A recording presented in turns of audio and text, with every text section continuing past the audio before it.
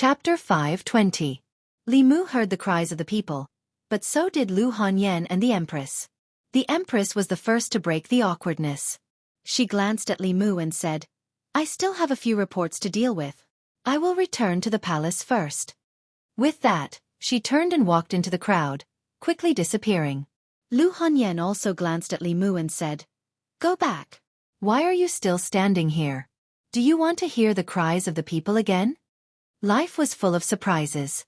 If Li Mu knew that this would be the case when he returned to Shen capital, he would rather stay in the Shen kingdom for a few more days and do his part to liberate the oppressed people of the world. As expected, Lu Hanyan went to sleep with Li Qing that night.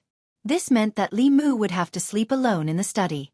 In Li Qing's room, the two of them were still awake. They called Wan Wan and Xiao Bai to play cards together. Ever since they no longer needed to cultivate, they had more things to do for entertainment. Li Qing glanced in the direction of Li Mu's study and then looked at Lu Hanyan. She hesitated and said, "He just came back. It's not good for us to do this, is it?" Lu Hanyan looked at her and asked, "He is our husband. Why would the people say such things? Are you not angry at all that you want them to be together?" Li Qing only smiled and said, "Sister, didn't you accept Her Majesty long ago?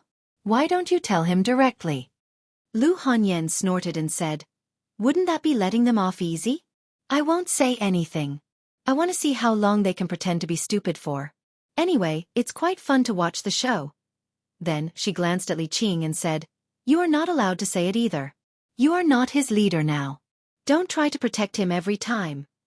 Li Qing could only nod. Lu Hanyan then looked at Xiao Bai and Wan Wan. The two girls immediately promised. Li Mu was lying on the bed in the study. He had a lot on his mind and couldn't fall asleep. Suddenly, he heard a creak in his ear. The window of the study room was pushed open, and a petite body got into his bed. Xiao Bai mysteriously whispered into Li Mu's ear, "Benefactor, let me tell you a secret. Don't tell Sister Lu that I told you." Li Mu was puzzled. "What secret?" Xiao Bai leaned close to Li Mu's ear and whispered, "Sister Lu agreed to you and Sister Zhou a long time ago. She said that she wanted to see how long you guys could play dumb for. She wanted to watch the show." After Li Mu came back to his senses, he kissed her hard on the cheek. In this family, Xiao Bai would always be his sweet little jacket. Although Lu Hanyan had expressed such thoughts several times, as the first wife of the Li family, if she didn't make it clear, no one would dare to act blindly without thinking. Since he knew what she was thinking, Li Mu didn't have anything to worry about. The next morning, he ate breakfast and went to Changle Palace as usual. The Empress wasn't there. Only Mr. May was. Li Mu asked casually, "Where's Her Majesty?" Mr. May said, "She's admiring the flowers in the Imperial Garden." "Why are you looking for Her Majesty?" Li Mu sat behind the table stacked with memorials and said, "Nothing. I'm starting to get busy." Mr. May left Changle Palace and went to the Imperial Garden. He said to Zhou Yi, who was staring at a bunch of roses in a daze, "Your Majesty, Li Mu is here." Zhou Yi didn't say anything. She picked a rose and peeled off the petals one by one. Mr. May and Shangguan Li looked at each other and saw the surprise in each other's eyes. Her Majesty loved and cherished flowers, but now she was picking flowers. This meant that she was in a bad mood. When she came back from outside the palace yesterday, she was in a bad mood. Without a doubt, someone must have provoked her again. Zhou Yi peeled off a flower until only the bud was left, then returned to Changle Palace. Li Mu was reading memorials. He looked up and said, "Your Majesty, yesterday on the street," without waiting for him to finish, Zhou Yi said, "The people speak without thinking. I didn't take it to heart. You don't have to worry about it. Just explain it to your wife." Li Mu shook his head and said, "Although they speak without thinking, this is the voice of the people. It represents the will of the people." Zhou Yi didn't expect Li Mu to say this. Her heart beat faster. She forced herself to appear calm and asked, "What do you mean?" A few days ago in Qianhu country, Li Mu had secretly confessed to her. With the Empress's guard against Huanji, how could she take the initiative to break off the spirit conch when Li Mu and Huanji were alone in a room in the middle of the night? He had made up his mind with great difficulty, but she pretended that nothing had happened. Now she was asking the obvious. She couldn't let Li Mu take the initiative every time. Moreover, with their status, there were some things that Li Mu couldn't take the initiative. Li Mu lowered his head again and said, I don't mean anything else. It's fine as long as your majesty doesn't take it to heart. Although Zhou Yi wasn't young, she had no experience in relationships. She was too thin-skinned. If she was impatient, she wouldn't be able to win the Empress' heart. It was better to take it step by step. Li Mu read a few more memorials. Then, he rubbed the space between his eyebrows and rested on the table. Zhou Yi leaned absent-mindedly on the dragon throne. Her mind was in a mess. She inadvertently glanced at Li Mu. She discovered that he was smiling even as he slept. She didn't know what he was dreaming about. She was a bit angry. Her heart was complicated, but he was sleeping soundly. She looked left and right. Seeing that there was no one around, she secretly made a hand seal. Suddenly, an image appeared before her eyes. This was Li Mu's dream that she had seen through the dream peeping technique. Zhou Yi pursed her lips. I want to see what you're dreaming about. She was very familiar with the place in the image. It was her imperial garden. In the midst of the flowers, Li Mu was holding a woman's hand. They were admiring the flowers. He dared to take another woman to her imperial garden in his dream. Zhou Yi was angry. She was about to disturb Li Mu's beautiful dream. However, when she looked up and saw the woman's face, her body couldn't help but tremble. The woman Li Mu was holding hands with in the imperial garden in his dream was none other than herself. The anger in Zhou Qiong's heart instantly disappeared without a trace. His eyes were filled with joy and anticipation as he stared at the scene in the sky. Even his breathing slowed down. At this time, the sound of footsteps came from outside Changle Palace. Mr. Mei and Shangguan Li walked in.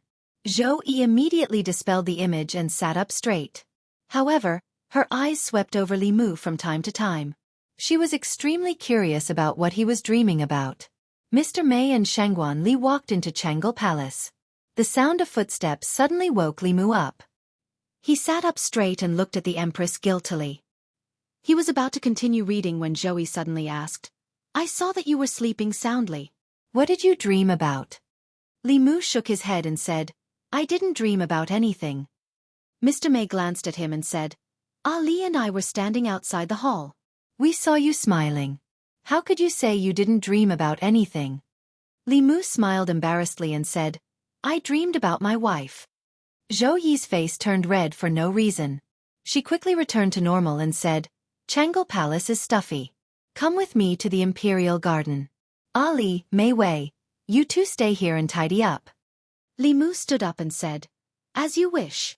Shangguan Li took a few deep breaths as she tidied up the Imperial desk. She asked, Is it stuffy here? And His Majesty just came back from the Imperial Garden. Mr. Mei glanced at her and said, Hurry up and do your work. Why do you have so many questions? In the Imperial Garden, Zhou Yi walked in front. She was in a good mood and had a smile on her face. Li Mu followed behind her with a faint smile on his face. Chapter 521. In the inner mansion department, Shangguan Li and Mr. Mei each came out with a box of high-quality incense. Shangguan Li was puzzled. That's strange. When did Her Majesty like to use incense? Didn't she hate these things before? She said that this kind of fragrance makes it difficult to concentrate and makes one sleepy. Mr. Mei shrugged and said, It's not just Her Majesty who is strange. Li Mu has already treated Changle Palace as his sleeping place. He doesn't read many reports every day and has to lie down and sleep for at least 4 hours. It seems that having too many women at home isn't always a good thing. Changle Palace. Several burners of incense were burning. Daoist leaned against a pillar and dozed off. There was a trace of crystal at the corner of her mouth and a happy smile on her face. The fate of being someone's mount was completely different from what she had imagined. She thought that she would be ridden every day in the future, going through wind and rain, waking up early and sleeping late. She didn't expect that the life of a mount would be to live in a large and luxurious palace. She had nothing to do every day except wait for 3 meals in the morning, afternoon, and evening. There were countless delicious dishes here, unlike the Dragon Palace, where there were only lobsters and abalones. She had long been tired of eating them. Opposite Daoist, Li Mu lay on the table and continued to weave his dream. With the Empress peeping from outside, he didn't dare to have any adult scenes in his dream, but occasionally holding hands and hugging was still okay. Although his relationship with the Empress hadn't developed further in reality, in the long run, it could always melt the defenses in her heart. On the dragon throne, Zhou was holding a book upside down. The content of the book wasn't words, but a dynamic scene. She used the book to cover it so that only she could see it. In the scene, Li Mu was planting vegetables on the grassland beside the lake. In the flower field not far away, another Zhou was holding a pair of scissors and trimming the flowers. Leaning on the dragon throne, Zhou Yi's face was hidden behind the pages of the book. A look of longing appeared on her face. This was the life she longed for. Was this Li Mu's plan for the future? A possibility suddenly appeared in her mind. What would she do if Li Mu told her what he thought? She had never experienced such a thing before. Just thinking about it made her feel a little helpless.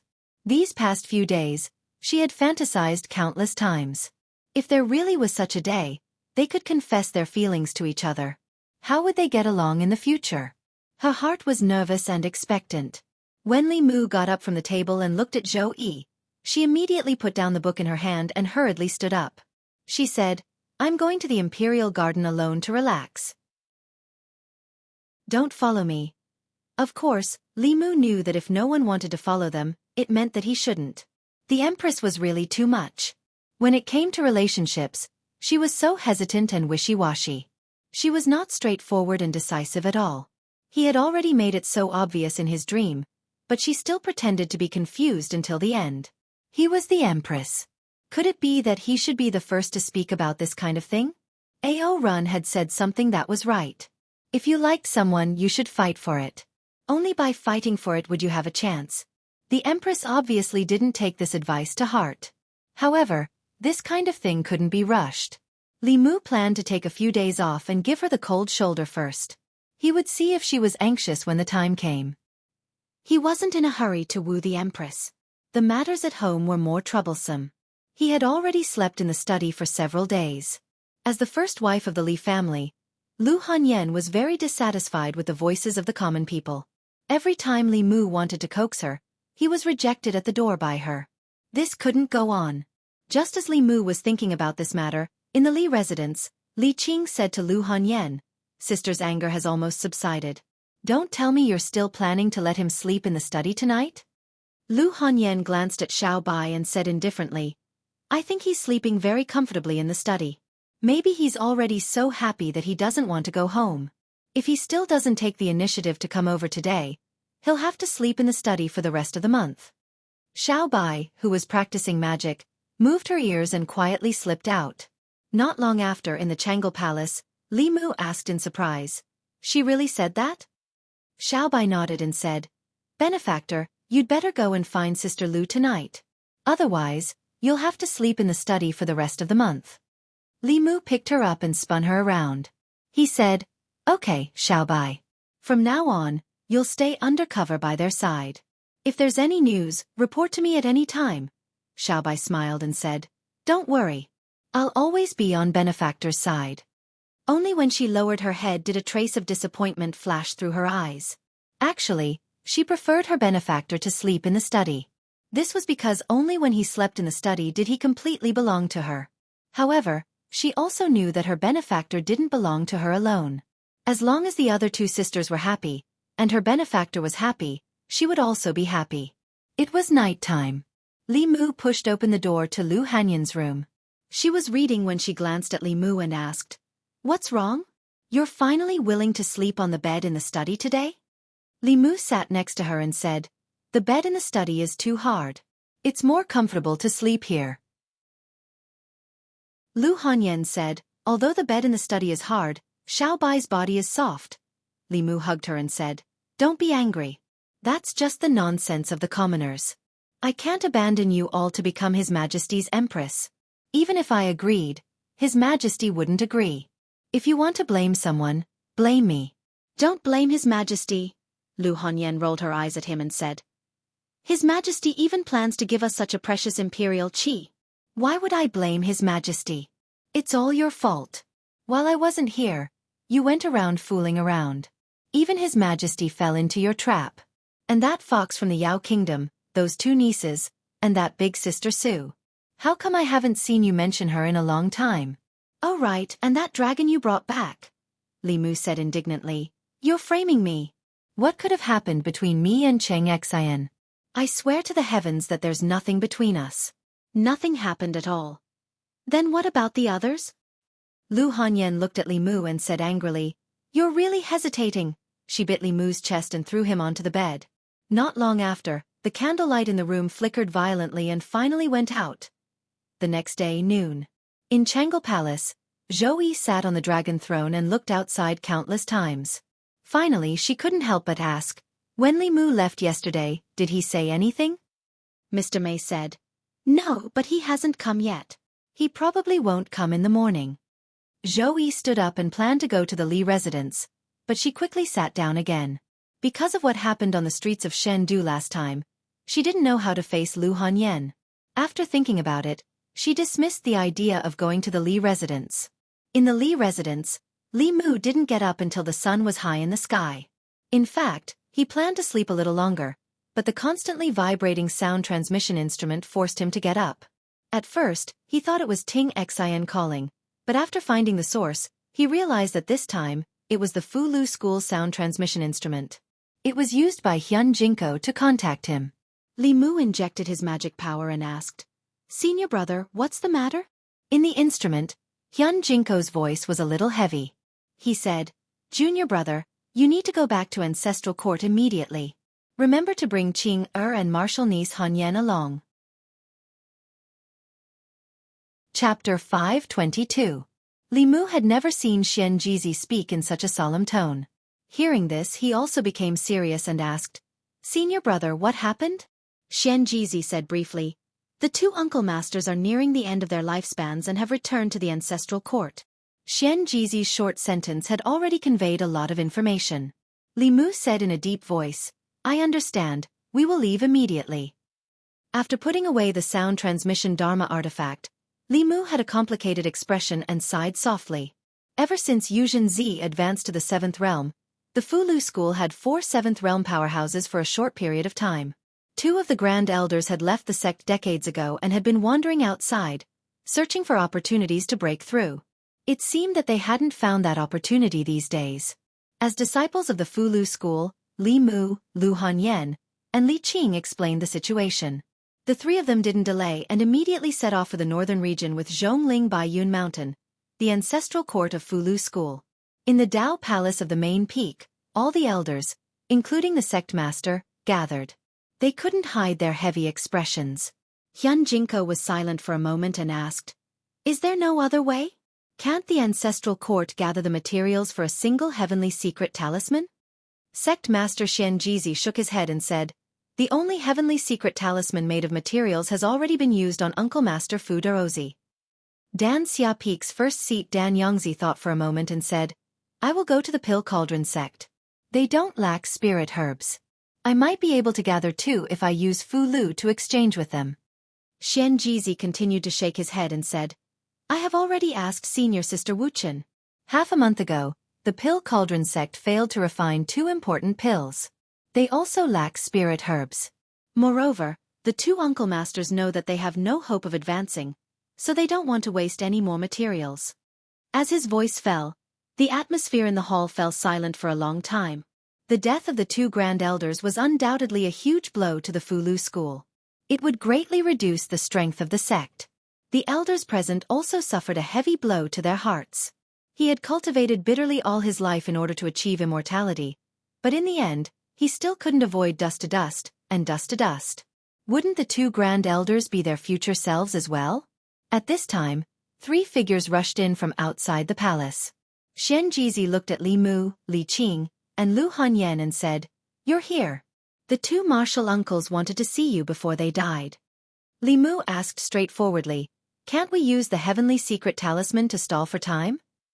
Xian Jizi shook his head. "We don't have enough materials. Moreover, the talisman of heavenly secrets is very useful for those at the 6th realm. However, with the cultivation of the 2 uncle masters, it can only extend their lifespans by 3 years at most. The 2 uncle masters are unwilling to waste resources.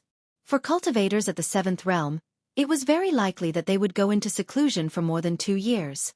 2 years passed in the blink of an eye. At that time, they still couldn't avoid the fate of death. Li Mu. I can think of a way to procure the materials. 3 years is 3 years. There's no need. 2 figures floated in from outside the hall. The 2 old men in linen clothes gazed at Li Mu's group of 3 with gratification in their eyes as they said, "Not bad. Even though the 2 of us old fellows are about to die soon, the talisman sect still has a future." Looking at the 2 old men, the peak masters cupped their hands. Martial uncles.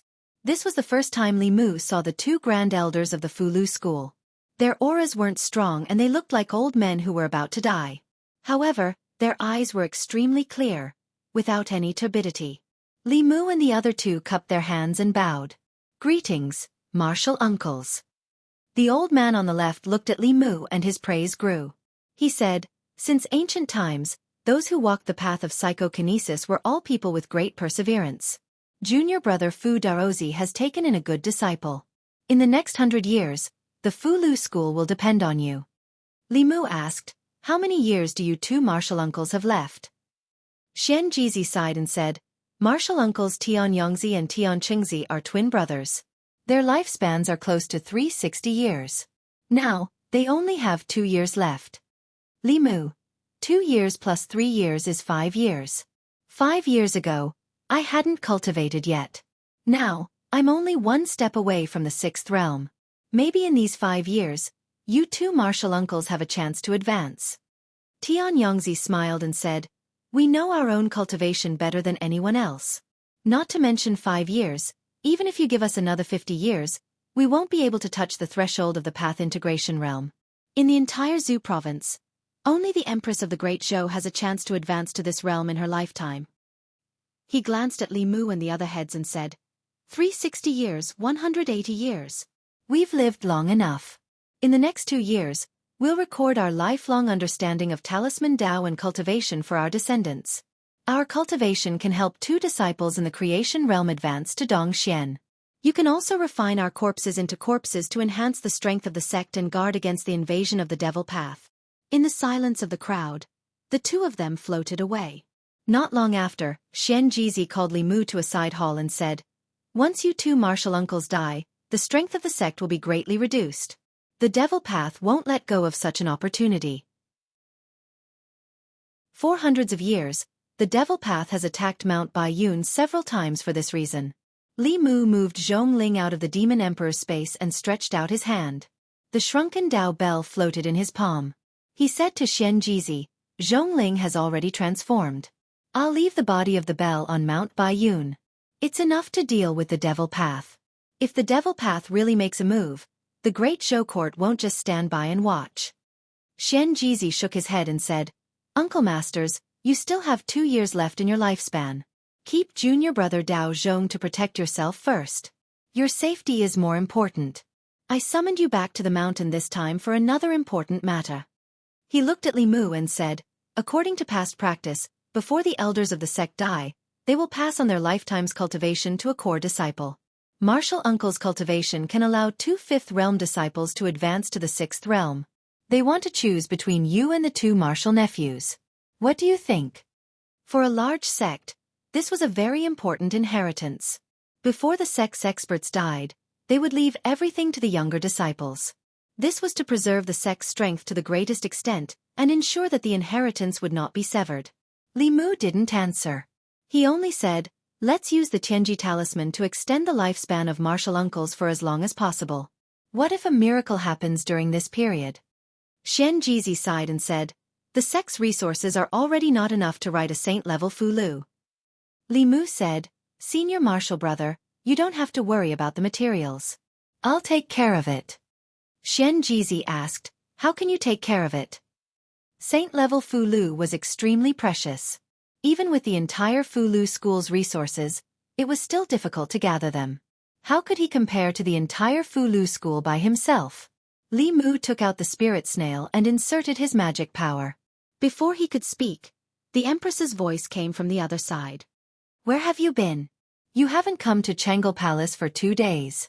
You didn't even say hello." Li Mu said, "Something urgent happened in the sect. I brought my wife to Mount Baiyun." Zhou asked, When will you be back?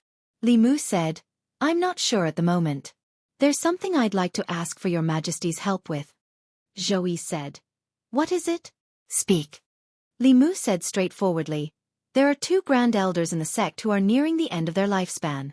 I'd like to refine 2 Tianji talismans. Before he could finish, Zhou said, the imperial court probably only has enough materials for 1 Tianji talisman. I'll have the apricot guard send it to you immediately. Hearing the urgency of the situation, the empress hung up the spirit snail and prepared the materials Li Mu needed. Beside Li Mu, Xian Jizi opened his mouth and said, That's rude of me. I haven't thanked your majesty yet. Li Mu waved his hand and said, We're family. There's no need to thank me. Xian Jizi pondered for a while but still couldn't understand what Li Mu meant by family. Then he thought of something more important and said, The sect still has some talisman liquid. I'll go to the other 5 sects personally. I should be able to gather the materials for the other Tianji talisman. Li Mu shook his head and said, There's no need. We don't need to ask outsiders for help. He took out another talisman and inserted his magic power. Soon, Phantom Princess's voice came from it. The sun has risen from the west. You're actually looking for me? Li Mu said embarrassedly, I have something I need your help with. I need some high-grade spirit medicine, Phantom Princess said calmly. Will you come and get it yourself, or should I have someone send it to you? Li Mu thought for a moment and said, I'll go get it myself. After putting away the talisman, Xian Jizi looked at him and asked, Who's on the other side? Li Mu said, The Queen of the Thousand Fox Kingdom. He said there was no need to ask outsiders for help. Xian Jizi thought for a moment and asked with uncertainty, The Queen of the Thousand Fox Kingdom is your wife? Chapter 523. After thinking for a long time, Xian Jizi looked at Li Mu and said solemnly, How about I give up my position earlier? I believe that under your leadership, Lu School will become better and better. Li Mu waved his hand and said, My cultivation is low and not enough to convince the others. Senior brother, you should be the headmaster for now. As a member of the Lu School, the Lu School had treated him well and had even given him the treasure of the school. Even if he had to spend a lot of precious resources and could only help the 2 Taishang elders live for another 3 years, Li Mu would not hesitate. Although asking the Empress and Phantom Princess for help was a bit of a freeloader, if the Empress was willing, Li Mu could be hers and there was no need to be so calculative. As for Phantom Princess, Li Mu had helped her so many times, so it would not be too much for her to help Li Mu once, right? The Empress said that after the materials were gathered, she would have Mr. May send it over. Li Mu did not think about it earlier and only now realized that he needed the help of a level 7 primordial spirit to write the Lu. If Mr. May sent it over, wouldn't he be possessed by Xian Jizi again? If he had a choice, of course he would want the Empress to possess him. So Li Mu took out the spirit snail again, and told the Empress that there was no need to trouble Mr. May to make another trip. He would go back to Shen, due to write the talisman himself. Before that, he had to go to the Yao Kingdom. Lu Hanyan and Li Qing stayed in the sect for the time being. Although the Empress had already reserved the Emperor's Qi for them, not everyone could be like the Empress, who could rely on the Emperor's Qi to reach level 7 when they were only level 5. Before her, the Shao royal clan had used large amounts of resources to forcefully push the Emperor or the Crown Prince to the 6th realm for safety reasons. Only then would they begin to inherit the Emperor's Qi. The 2 Grand Supreme Elders' 7th realm cultivations were so majestic that even if only a tenth of their Qi remained, they could still forcefully push the Creation Realm cultivator to the See-Through realm. In the history of Lu School, quite a few heads had been promoted this way. Although the 2 Grand Shang elders had the intention of passing on their power to Lu Hanyan and Li Qing, Li Mu still did his best to do what he should do as a disciple of the Lu School. The North County was not far from the Demon Nation. After a few hours, Li Mu had already appeared in the Thousand Fox Nation. Phantom Princess had already told Fox 6 to prepare the herbs that Li Mu needed. She asked Li Mu, Is this enough? If it's not enough, you can go to the treasury and pick. Enough, enough. Li Mu waved his big sleeve, and the pile of spirit herbs disappeared on the spot. He looked at Illusion Princess and said, Thank you. Huan Ji rolled her eyes and said, Why are you being so polite with me? Li Mu said, These things are very important to me. It's all thanks to you. Continue with your work. I'll go back first. Before he could fly up, Illusion Princess grabbed his wrist. She frowned and looked at him. She said, "You want to leave after taking things? How can there be someone like you? Also, it's already dark. Can't you stay for a night before leaving?" Li Mu thought about it carefully and realized that it was not very good for him to do this. After taking such precious things, what was the difference between saying thank you and those scumbags who took a girl's body and ran away? He looked at the completely dark sky and said, "Then I'll sleep for a night." It was Li Mu's room in the harem. Phantom Princess had Fox 6 bring in a few dishes. Li Mu had not eaten all day, but just as he picked up his chopsticks, the Empress's spirit snail vibrated again. Li Mu made a shushing gesture to Phantom Princess and then picked up the spirit snail. The Empress asked from the other side, "Have you eaten?" Just this one sentence showed that their relationship was not the same as before. The Empress used to use the spirit snail to summon him, and she would always find some excuse, such as discussing national affairs or giving advice on cultivation. But now she was so direct. With the Empress's personality, what was the difference between "Have you eaten" and "I miss you"? It seemed that his strategy for the Empress was starting to work. Li Mu smiled and said, "I'm eating." Phantom Princess suddenly felt that her throat was uncomfortable again. She covered her mouth and coughed a few times. Cough, cough. The Empress's voice changed immediately. "Didn't you say that something happened at Fulu School and you secretly went to see that fox spirit again?" Li Mu explained. "Your Majesty misunderstood. I only came to Thousand Fox Country to get some spirit medicine to make the talisman liquid for the talisman of Tianji. Tomorrow morning, I will leave for Chengdu." Zhou whispered, "I didn't give you enough. You still need to find that fox." Phantom Princess snorted and said, "Unfortunately, I don't have anything here, but I have a lot of spirit medicine. If you don't have any more spirit medicine, come find me." Zhou directly asked Li Mu, "When is that fox leaving? I want to talk to you alone." Phantom Princess said unhappily, "You're the one who interrupted our meal. You should be the one leaving." Li Mu was in a dilemma. He had taken both the Empress and Phantom Princess's gifts, so no matter which one he sided with, he would be letting the other down. He put down his chopsticks and said, "I have been running around for 2 days. I want to rest. Phantom Princess, you can go back first. Her Majesty should rest early too." Phantom Princess heard this and could only leave. After she left, Li Mu took out the spirit snail again and whispered, "Your Majesty, she left." Zhou said unhappily, "I told you to stop looking for that fox. You didn't listen to me." "She doesn't have good intentions towards you," Li Mu said. "Your Majesty, don't worry. I will be careful." Without Phantom Princess's interruption, Li Mu and Queen's conversation became more casual. They talked about how they would live in seclusion in the fields and grow vegetables. At this time, Li Mu did not notice that compared to the last time he slept here, there was an extra decorative clamshell at the head of his bed. At the head of Phantom Princess's bed, there was also a clamshell that looked exactly the same. At this moment, she was sitting at the bedside and listening to the sound coming from the clamshell. However, the more she listened, the deeper her frown became. Li Mu and Zhou Qiong had actually decided to grow flowers and vegetables together in the future. What was their relationship? Could it be that Zhou Qiong had already obtained the advantage of being in a favorable position and had gotten Li Mu first? The more she thought about it, the angrier she got. When there was no sound coming from the clamshell, she immediately went back to the harem. Li Mu had just finished chatting with the Empress and was about to eat when Phantom Princess pushed the door open again. The Empress probably wouldn't call again tonight. Li Mu looked at her and asked, "Do you want to eat together?" Phantom Princess sat down across from Li Mu and asked in a low voice, "Tell me honestly, what are your thoughts towards Zhou Yi?"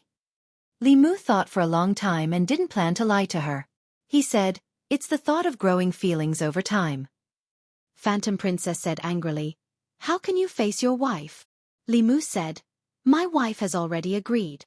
"What?" Phantom Princess was shocked. "Lu Hanyan agreed to the matter between you and Zhou Yi. Is she crazy?" Li Mu didn't answer, and Phantom Princess didn't need him to answer. She looked at Li Mu and asked, "You have feelings for Zhou Yi over time. Then what are your feelings for me? You know that the Heavenly Fox clan will repay kindness, but you are still so good to me. You have given me a favor that I can't repay in my lifetime. What am I in your heart?" Phantom Princess's expression was serious. Li Mu couldn't beat around the bush like before. The premise of growing feelings over time was to spend time with her. He and Phantom Princess didn't have long experiences together. During the longest time they spent together, he was the little snake and she was Lord Phantom Princess. No matter if it was Li Mu or her, they didn't have any feelings for each other. Now, the relationship between the two of them was that of the little snake and Lord Phantom Princess, that of the state preceptor and the queen, that of the six-tailed celestial fox and her benefactor. Their different identities were intertwined, and even Li Mu himself did not know what their relationship was. Phantom Princess naturally had an important place in his heart. But how important was it? Li Mu couldn't explain it with words. Li Mu walked to her side, grabbed her hand and placed it on his chest. He said, "I don't know either. Why don't you feel it for yourself?" Since he couldn't describe it with words, he would let her feel it for herself. Phantom Princess placed her hand on Li Mu's chest. She could clearly feel his emotions. She didn't know how to describe it. The only thing she knew was that she was very important in Li Mu's heart. She grabbed Li Mu's hand and placed it on her chest. She said, "Feel it too." Other than the fullness, Li Mu also felt a love that could drown him. This was Phantom Princess's feelings for him. Phantom Princess looked at Li Mu and said, "You also like me, but it's not as deep as I like you. But it's okay. You'll know how good I am in the future." She sat down again and took out a bottle of wine from the storage space.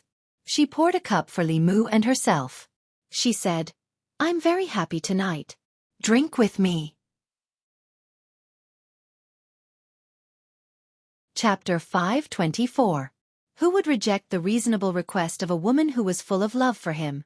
Moreover, it was just a small matter like drinking with her. Li Mu raised the cup and when he brought it to his mouth, he hesitated for a moment. With Huan Ji's style, Li Mu was not sure if there was anything added to the wine. Huan Ji saw the slight change in his expression and said, "What, are you afraid that I'll poison it?" She drank all the wine in her cup and then tilted the cup down. Not a single drop of wine leaked out. Li Mu did not argue and drank all the wine in one gulp. It was strange that the wine did not taste like alcohol at all. Instead, it tasted sweet. Could it be a new type of sweet wine from the Yao Kingdom? At this time, Huan Ji looked at Li Mu and said, "At the beginning, I hated you very much. I have never been bullied like this in my life. I told my father to put a bounty on you and swore that I would repay you 100 times the humiliation I suffered from you." Li Mu explained. "That time, you provoked me first." "Then what about the White Emperor's cave?" Huan Ji took a deep breath and continued. "You, a man, brought people from the 6 Daoist sects to bully a woman like me. You stole so many things from me and even stole the Demon Emperor's heavenly book," Li Mu said. "At that time, we were still enemies. Of course, I would not be merciful to my enemies. Later on, didn't I give you the heavenly book?" Huan Ji ignored Li Mu and continued. "Later on, something happened to my father and brother. Me and Fox 6 were hunted down. It was you who saved us. You killed Bai Xian and took back the 1,000 Fox Kingdom. You resisted the attacks of the Demon Sect and the Celestial Wolf Tribe. At that time, I knew that other than giving myself to you, I would never be able to repay your kindness in this life." Li Mu felt that his mouth was dry. It was not because of Huan Ji's sudden confession, but because he was really thirsty and his body was hot. He poured another cup of wine and chilled it with his magic power. Then he drank all the wine in one gulp, hoping to sober himself up. Phantom Princess was still rambling. She took off her shirt and looked at Li Mu. "Don't you feel hot wearing so much?" 1,000 Fox Country was in the middle of a mountain range, and the temperature was just right. With Li Mu and Huan Ji's cultivation, they were already immune to both heat and cold, so how could they feel the heat? He immediately realized where the problem was. He pointed at the jug and said to Huan Ji, "This wine." Huan Ji looked at him with her charming eyes and asked, "Wine, what wine? Where is the wine?" Li Mu was stunned. "Then what's in the pot?" Huan Ji's face turned red as she lowered her voice and said, "This is our Fox Clan's acacia water. We drink it on the night of the Heavenly Fox Clan's wedding. Every time you come, you leave quickly. I don't have time to develop feelings for you, so I can only use this method." Li Mu was shocked. He lowered his head and chanted, "If the heart is as clear as ice, the sky will collapse. If the heart is as clear as ice, the sky will collapse. After chanting the clear heart chant, his heart quickly calmed down. However, his body was still unbearably hot. This chant had a miraculous effect on the heart, but it had no effect on the body. This heat and desire came from the depths of his body. Huanji took off her second layer of clothes and slowly walked towards Li Mu. She asked, "Since you also like me, why are you still resisting?" Li Mu clenched his teeth and said, "Feelings need to be cultivated." Huanji gently placed her hand on his chest and said, "It's not too late to cultivate in the future." Li Mu used his magic power to resist the desire in his heart. Huanji looked at him for a while and said, "I forgot to remind you. The more you use your magic power to resist, the faster the medicine will melt in your body. Feel it now, isn't your body soft?" She used her magic power that was far stronger than Li Mu's to push him onto the bed. She bit his ear and said with a seductive voice, "Just do it." Inside the palace on the roof of a certain hall, Hu Lu murmured, "Lord Huanji should succeed. That's the joyous union pill. No one below the upper realm can resist it." Hu Jiu didn't say anything. She grabbed the wine jar with one hand and drank it in one gulp. Some people were happy while others were sad. Tonight was Lord Huanji's big day. Tonight, Thousand Fox Country had another sad person. Early in the morning, Li Mu woke up from the soft bed. Huanji was already awake. She sat on the bed and combed her long hair. She looked back at Li Mu and said, "Don't worry, I will be responsible for you. As long as you are willing, you can become my empress now." Ouch!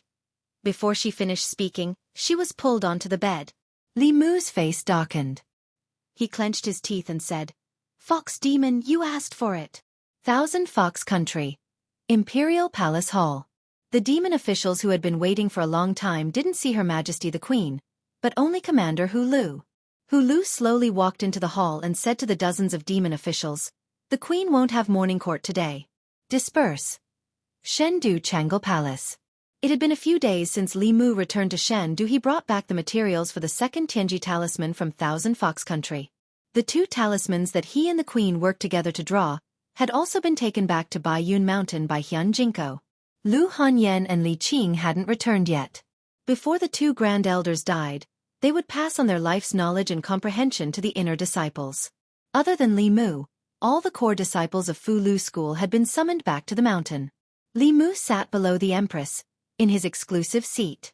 He had already been reading a memorial for almost an hour. It wasn't that he had encountered a difficult decision, but he still couldn't accept that Huanji had forced him to lose his virginity. The Queen had warned him many times to be careful of Huanji, but Li Mu didn't take it to heart. It was too late to say anything now. He hadn't made any substantial progress with the Queen, but he had already done it with Huanji. Li Mu hadn't told Lu Hanyan and Li Qing about this yet, because it was embarrassing. The biggest problem now wasn't Lu Hanyan and Li Qing. If the Queen knew about this, the consequences would be unimaginable. She and Huanji were like fire and water. She would definitely think that Li Mu had betrayed her. Li Mu secretly glanced at the Queen and lowered his head to continue reading the memorial. Zhou Yi also glanced at Li Mu and asked, "How did your cultivation level increase again? Were you?" Li Mu immediately stood up and said, "I didn't betray your majesty. The Grand Elder of Fu Lu School imparted his power to me." Zhou Yi finished speaking and looked at Li Mu again. "What did you say you betrayed?" Li Mu slowly sat down and lowered his head. "Nothing." Zhou Yi frowned and said, "I've already noticed. After returning from Thousand Fox Country, you've been absent-minded. Is that fox so attractive to you?" Li Mu's expression didn't reveal anything. He said seriously, "Your Majesty, you've misunderstood. I was just thinking that reality is so cruel. Even a 7th Realm Grand Elder can't avoid reaching the end of his lifespan." Zhou Yi said, "What's there to think about? Everyone will die one day. 180 years is already a lot. A meaningful decade is better than a century." Li Mu said slowly, "Although that's the case, isn't cultivation for longevity? Most cultivators fight for their lives and only live a few years longer than normal people. What kind of cultivation is this?" Zhou Yi didn't agree with Li Mu's words. He said calmly, "Longevity isn't necessarily a good thing. If I had to choose, as long as I can spend my mortal life with the person I love, I'd rather not have a long lifespan." Li Mu said. I think so too. The two looked at each other. Li Mu's expression was calm. Zhou Yi quickly looked away. Li Mu sighed. They were both rulers of a country. If the queen had half the initiative of Huan Ji, Ling would have a brother or sister by now. Chapter 525. After leaving Changle Palace, Li Mu went to the consecration department to take a look. Before he left, two high consecrators stopped Li Mu and asked, Lord Li, there were two strange phenomena in the palace a few days ago. What was that? Li Mu answered honestly. It was a strange phenomenon born from the talisman of heavenly secrets. The two rubbed their hands and asked nervously, the two talismans of heavenly secrets? Li Mu nodded and said, That's right. They are for you. Do a good job here. When the time comes, the two talismans of heavenly secrets will be in your hands. Hearing this, the two heaved a sigh of relief and said solemnly, Don't worry, Lord Li. Don't worry, Her Majesty. We will do our best and love our job. There were still a few years before the two high consecrators' talismans of heavenly secrets were handed over. The Great Zhou was vast and rich in resources. A few years was enough for the imperial court to gather a few more materials, so there was no need to worry. For these high-level cultivators, the biggest enemy was their lifespan.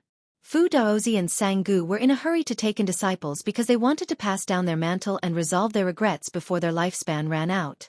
After cultivating to the 7th realm, one's lifespan was only 180 years. Li Mu also felt that it was too short. However, the Empress was right. It was much more meaningful to spend the rest of one's life with one's loved one than to cultivate bitterly for a few years and then come out of seclusion. Lu Hanyan and Li Qing were not here. There were only Wan Wan, Xiao Bai, and a few maids at home. Li Mu usually did not have much time to accompany them alone. Today, he took the initiative to take them out for a stroll. He owed Xiao Bai the most. As his spy, Xiao Bai was so sensible that Li Mu's heart ached. She often suffered grievances herself and delivered important information for him. In the end, Li Mu still had another fox by his side. Xiao Bai still did not know. On the streets of Chengdu, Li Mu was being held by the girls. Xiao Bai and Wan Wan were chatting along the way. Suddenly, Li Mu noticed that Wan Wan stopped in her tracks and stopped talking. Li Mu tilted his head and was about to ask her what was wrong when he noticed that Wan Wan was looking in a certain direction on the street. Her face was a little pale. Li Mu followed her gaze and saw a beggar couple begging on the street. The people of Chengdu were kind and charitable. Occasionally, passers-by would take out 1 or 2 copper coins and put them in their bowls. Wan Wan stared at the beggar couple with tears in her eyes. Li Mu seemed to have realized something. He silently took Wan Wan's hand and held it tightly. The beggar couple begged for dozens of copper coins and walked into a secluded alley. The beggar couple was clearly very familiar with this alley. After more than 10 turns, they finally came to a dilapidated courtyard. The walls of the courtyard were mottled and half collapsed. The courtyard was also overgrown with weeds. Clearly, no one had lived here for a long time. Only some homeless beggars in Chengdu would use this place as a temporary residence. The two walked in through the collapsed wall. In the courtyard, a skinny young man in tattered clothes took the bowls from their hands. He poured the copper coins into his clothes and curled his lips. He said, They say that the people of Chengdu are generous, but this is all there is to it. It took us so long to get this much. The woman said, It's already quite a lot to get this in 2 hours. Don't gamble with it. The young man waved his hand and said, I know. I'll go out for a while. You can go to another place. Chengdu is so big, it's enough for us to curry favor for a few months. Watching the young man leave, the man said, I told you not to give the money to him. He went to gamble and lost it again. The woman waved her hand and said, If it's gone, then go ask for more. The people here are so generous. We're not afraid of not getting enough. We only have one son and we'll need him to send us off in the future. The man sighed and didn't say anything else. At this time, the woman said with some regret, We shouldn't have lost that useless thing. If we had kept him until now, he would have been able to be sold for a high price, at least 100 taels. The man waved his hand and said, Let's not talk about this. While it's still early, we can still get some more money today. The two walked out of the abandoned courtyard and walked back to the main street. At the entrance of the courtyard, 3 figures that they couldn't see stood there. Wan Wan's face was pale and her eyes were empty. More than 10 years ago, she was abandoned once. More than 10 years later, she was reunited with her biological parents. More than 10 years later, the wound in her heart that had almost healed was torn open again. Li Mu and Lu Hanyan had always doted on Wan Wan like a child and never let her come into contact with cruel things.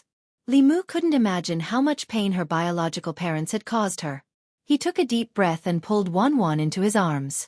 He said, "Don't forget, you still have me in Mississippi." Xiaobai also hugged her from behind and said, "Me too, me too. We'll always be by your side." On a street somewhere in Chengdu. "Everyone, please do a good deed.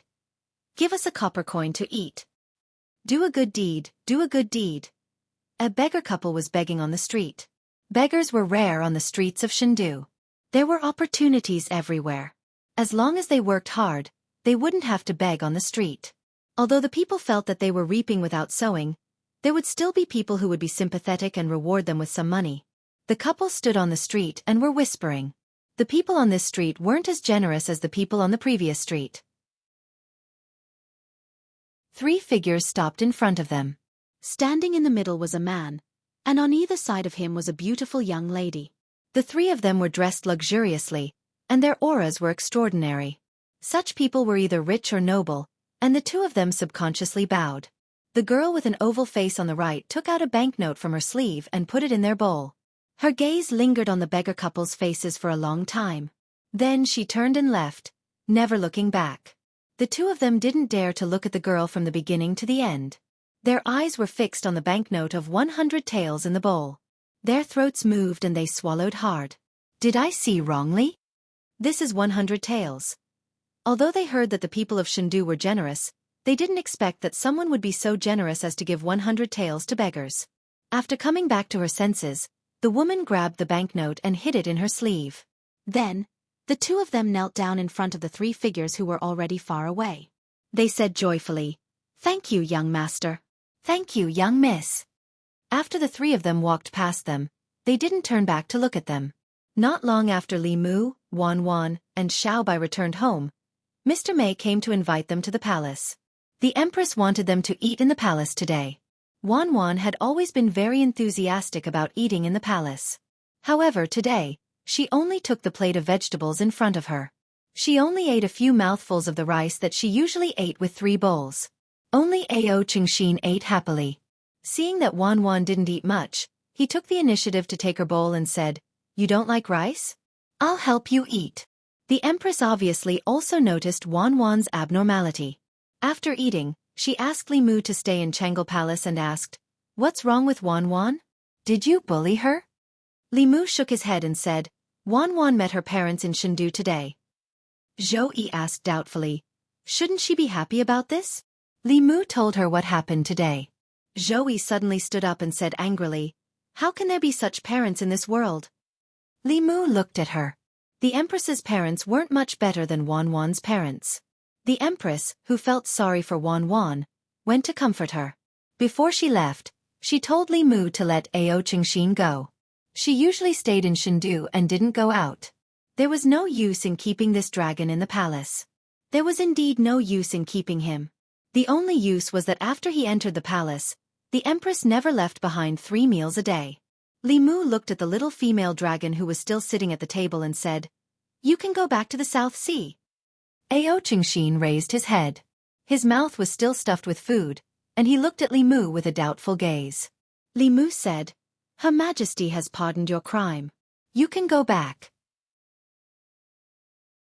Ao Qingxin swallowed the bulging food in his mouth, and then said, "I can't go back. Our dragon race's promise is worth 1,000 gold. We said 3 years, and it's 3 years. Not a day less."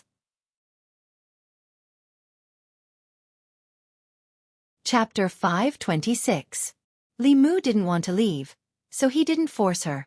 He only warned her, "You can eat whatever you want from now on, but don't steal Wan Wan's food. Otherwise, I'll send you to the border to guard South Lake. You can eat the fish and prawns in the lake." Seeing her nod, Li Mu turned and left. Wan Wan stayed in the palace for the time being. Xiaobai thought of ways to make her happy. Li Mu left the palace and came to the consecration department. 2 great consecrators came out to welcome him personally and asked, Lord Li, do you have any orders? Li Mu waved his sleeves, and an image appeared in the air. There were 3 figures in the image. Li Mu looked at them and said, "Send someone to Peace Square. Find these 3 beggars and send them out of the divine capital. I don't want to see them in the divine capital for the rest of my life." 15 minutes later. High up in the sky of the central region, a beggar couple and their son curled up in the corner of the flying boat. They were shocked and shivering. Great Consecrator Chen stood at the bow of the boat with a calm expression. Lord Li said he didn't want to see them in the divine capital for the rest of his life. Naturally, he would send them as far away as possible. He looked back at the 3 of them and said, "The 3 of you remember, don't step into the central region for the rest of your life. Otherwise—" He didn't finish his sentence. The 3 people at the end of the boat also repeatedly kowtowed and promised. Everything that happened today was too inconceivable for them. They were already scared out of their wits and didn't even dare to ask a single question. Great Consecrator Chen didn't know what happened. He looked at the 3 of them and calculated with his fingers. He could only calculate that the 3 of them had missed a great opportunity. This opportunity was most likely related to Lord Li. If they could form a good relationship with Lord Li, even if these 3 beggars didn't have great power for the rest of their lives, they could still be very rich. Unfortunately, they didn't know what they had done to cause Lord Li to hate them so much, so they missed this opportunity. Divine Capital. It had been a few days since that incident, but Wan Wan was still unhappy. In the past few days, she had been silent and didn't eat much. Li Mu was very worried when he saw her. He had been thinking for a long time, but he still couldn't think of a good way to help Wan Wan out of this state.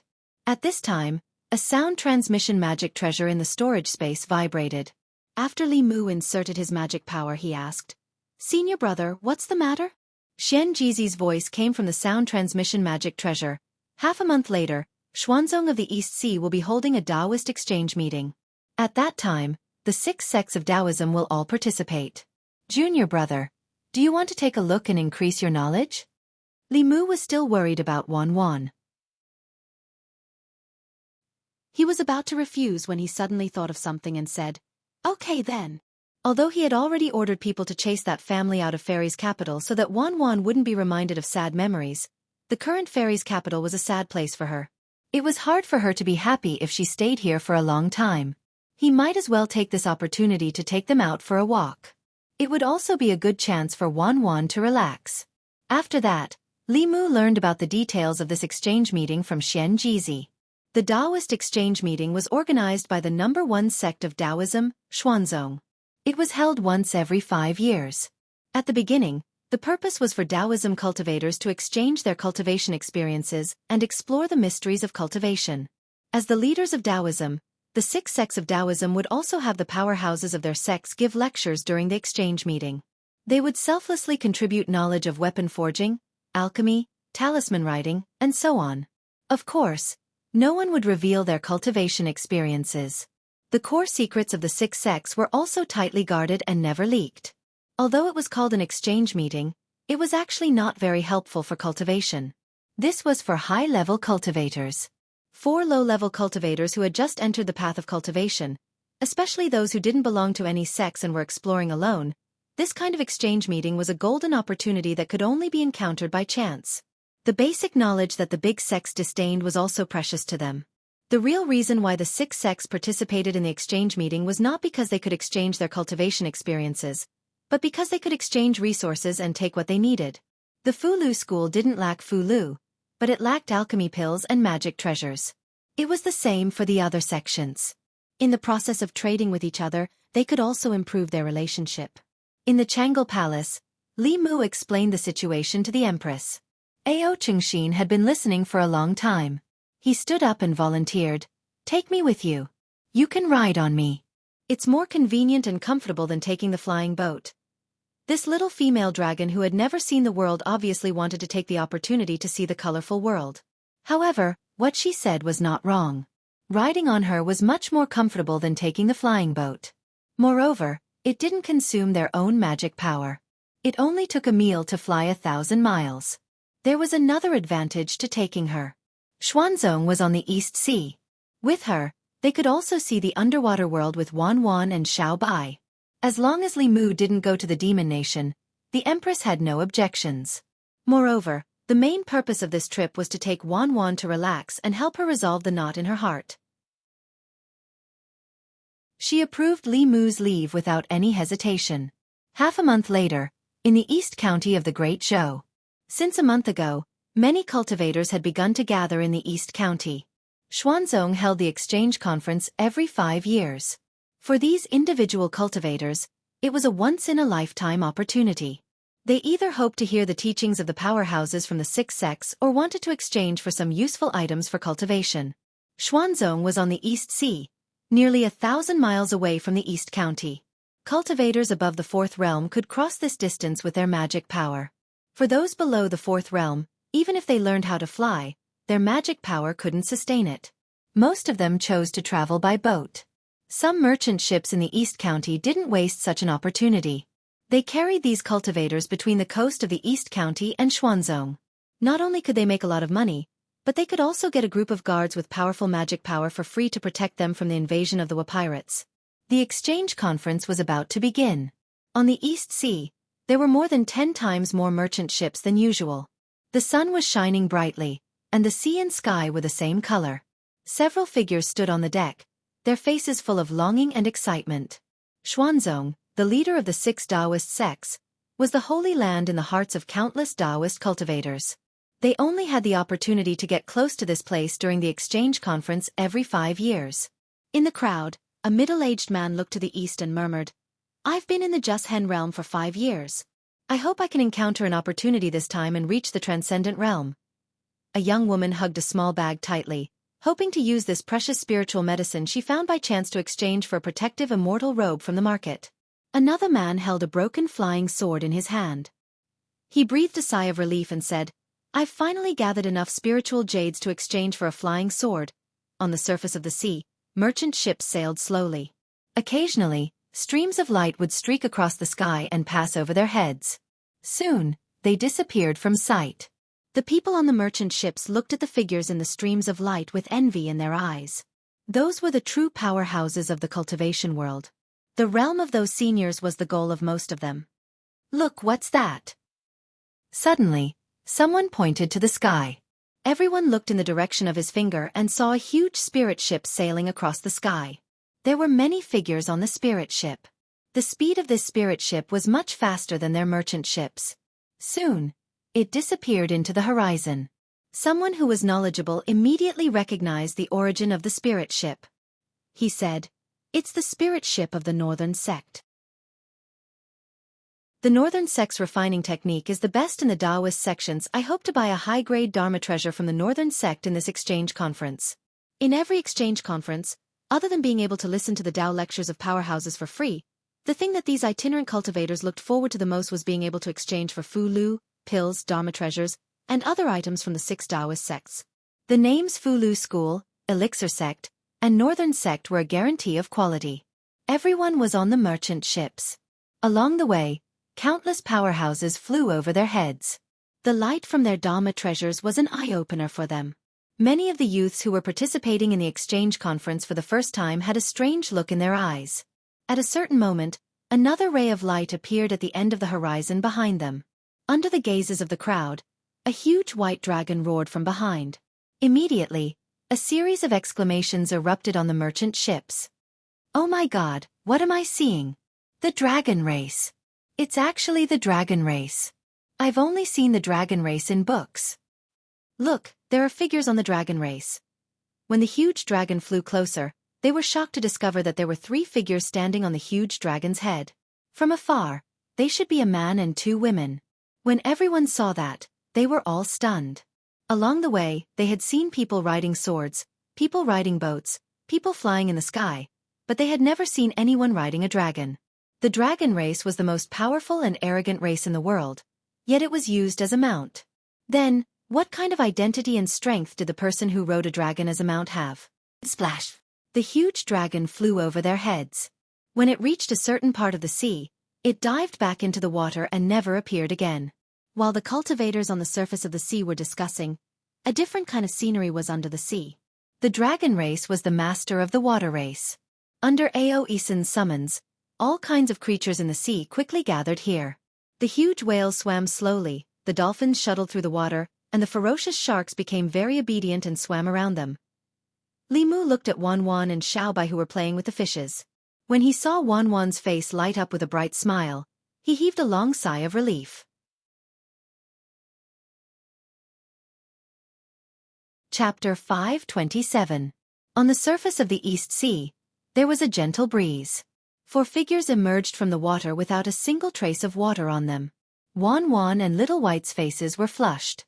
This was their first time seeing the sea, and it was also their first time seeing the beautiful underwater world. The beautiful scene just now had clearly left an indelible impression in their hearts. Actually, it was not just them.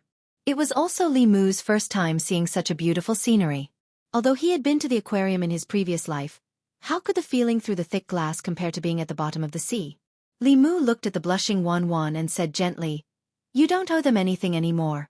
Forget about those unhappiness. There are still many beautiful things in this world that are worth discovering." Wan Wan reached out and hugged Li Mu gently. She leaned her head on his chest and said softly, "Thank you, young master." Then, she took the initiative to separate from Li Mu. A faint smile appeared on her face, and the haze in the depths of her eyes also disappeared.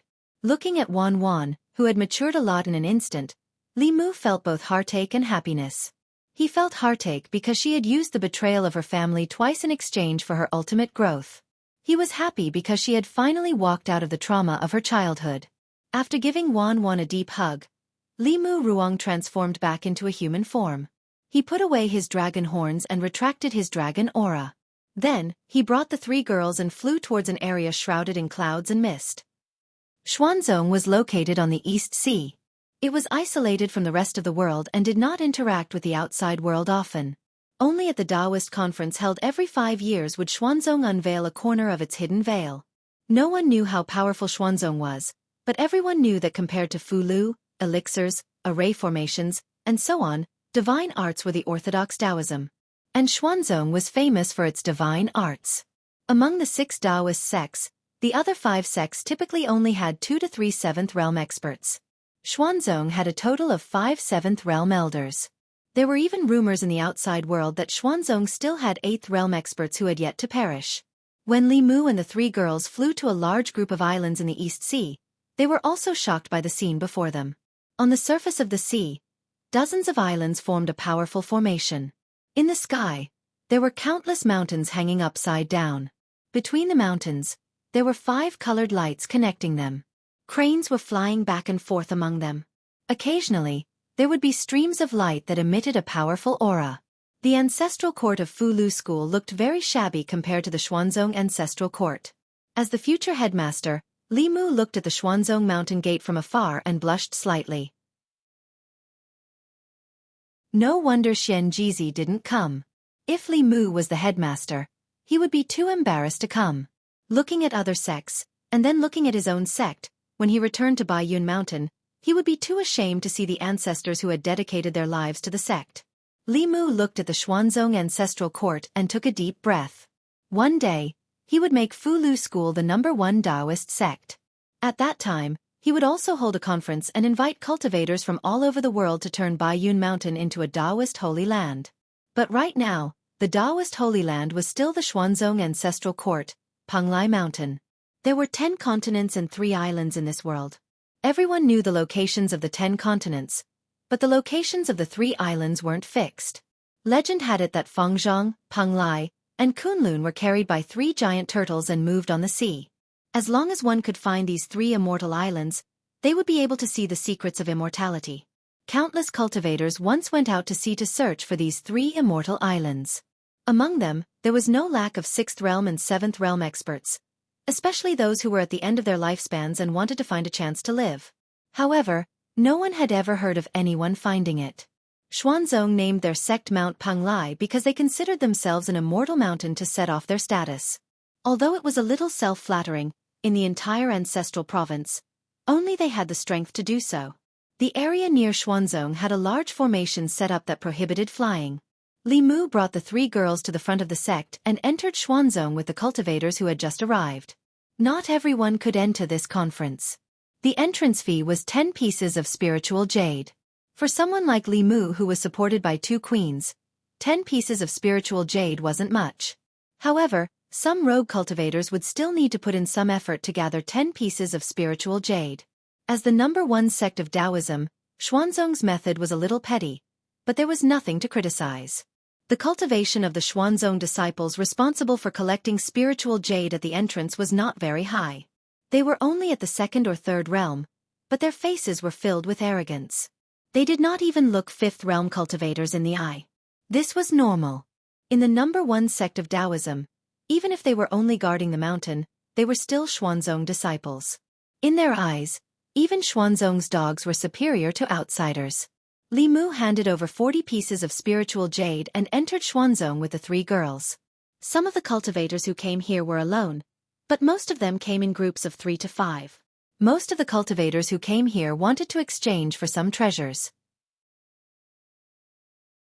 They did not need to worry about their own safety in Xuanzong, but that was no longer the case once they left Xuanzong.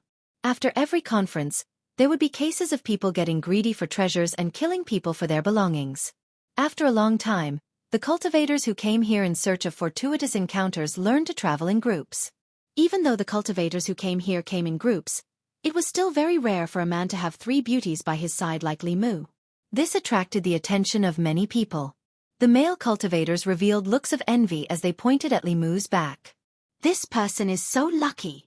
Apart from being a little handsome, he looks very ordinary. However, he has 3 beauties by his side. Could he be from some cultivation clan or the disciple of some large sect? The women of the cultivation world are not so superficial as to only look at the face. I think he must have an extraordinary background. Many female cultivators who walked through Xuanzong's entrance were also discussing softly. Look at his bearing. He must be the disciple of a famous sect. I don't think so. He's so handsome and fair. Maybe he's a Xiaobai who was raised by a high-level woman. Definitely not. If he was raised by a high-level woman, why would he have these 3 beauties by his side? It can't be that these 3 beauties are raising him, right? You don't understand. It's precisely because there are high-level women raising him that he can raise others. Of course, it's also possible that he has some special skills, which is why he has these 3 beauties following him. It'd be great if he was a disciple of a large sect. This person looks like a lecher. With my looks, if he takes a fancy to me, I won't have to worry about cultivation resources in the future. Forget it. With your looks, he wouldn't want you even if you gave him for free. You should just give up. Li Mu and Wan Wan walked in front, and their faces darkened from the gossip behind them. This group of gossipy women actually hit the nail on the head. His Dharma treasures, spirit medicines, and spirit jades basically all came from the Empress and Phantom Princess. However, there was nothing he could do about this. Putting aside the fact that he was not the Talisman Puppet Sect Master yet, even if he became the Talisman Puppet Sect Master in the future, and the entire Talisman Puppet Sect would belong to him, he would not be as wealthy as Huanji or the Empress. They had the Demon Nation and the Great Zhou dynasty behind them. How could they compare to the strength of a nation? Li Mu couldn't refute these women's words even if he wanted to. He could only lead the 3 women a few steps forward and arrive at a large plaza ahead of them. The plaza's floor was paved with countless spirit jades.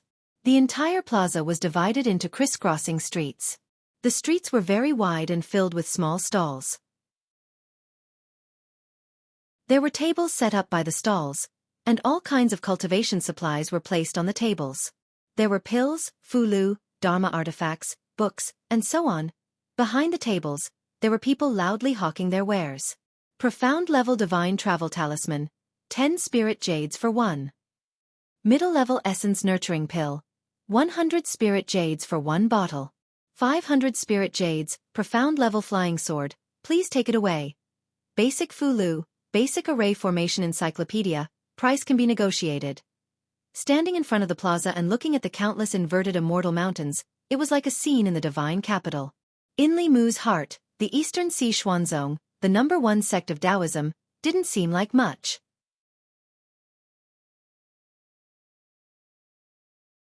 Chapter 528. What appeared before Li Mu's eyes was shockingly a large-scale trading market. At a glance, there were nearly 100 street stalls set up on the crisscrossing streets. There were people coming and going in front of the stalls, shouting and bargaining. It made the Xian sect ancestral court, which was filled with an immortal aura, looked like a marketplace. There was a dazzling array of things on display in the market, from Fulu pills to magic treasures and cultivation methods. There were all kinds of strange things. On both sides of the street, there were rows of shops. In terms of decoration, they were much better than the street stalls. There was also a long line of customers outside. Li Mu glanced around and understood that these people who set up stalls outside were itinerant cultivators from small sections. And those who could open shops on the street were not from the 6 major sects, but from famous Daoist cultivation families. Li Mu casually looked at a few stalls, walked into 2 shops, and found some patterns. All the things in the shops were very expensive, but the quality was definitely top-notch. On the other hand, the things in the stalls on the streets were of mixed quality, but they were cheap. If one's eyesight was good enough, they might be able to find something good. In terms of service, the itinerant cultivators in the stalls were full of enthusiasm. They had smiles on their faces from beginning to end, making people feel like they were bathing in a spring breeze. The disciples of the sects and families in the shops were all expressionless and ignored people. Even so, there was still an endless stream of customers in these shops. This was also very normal.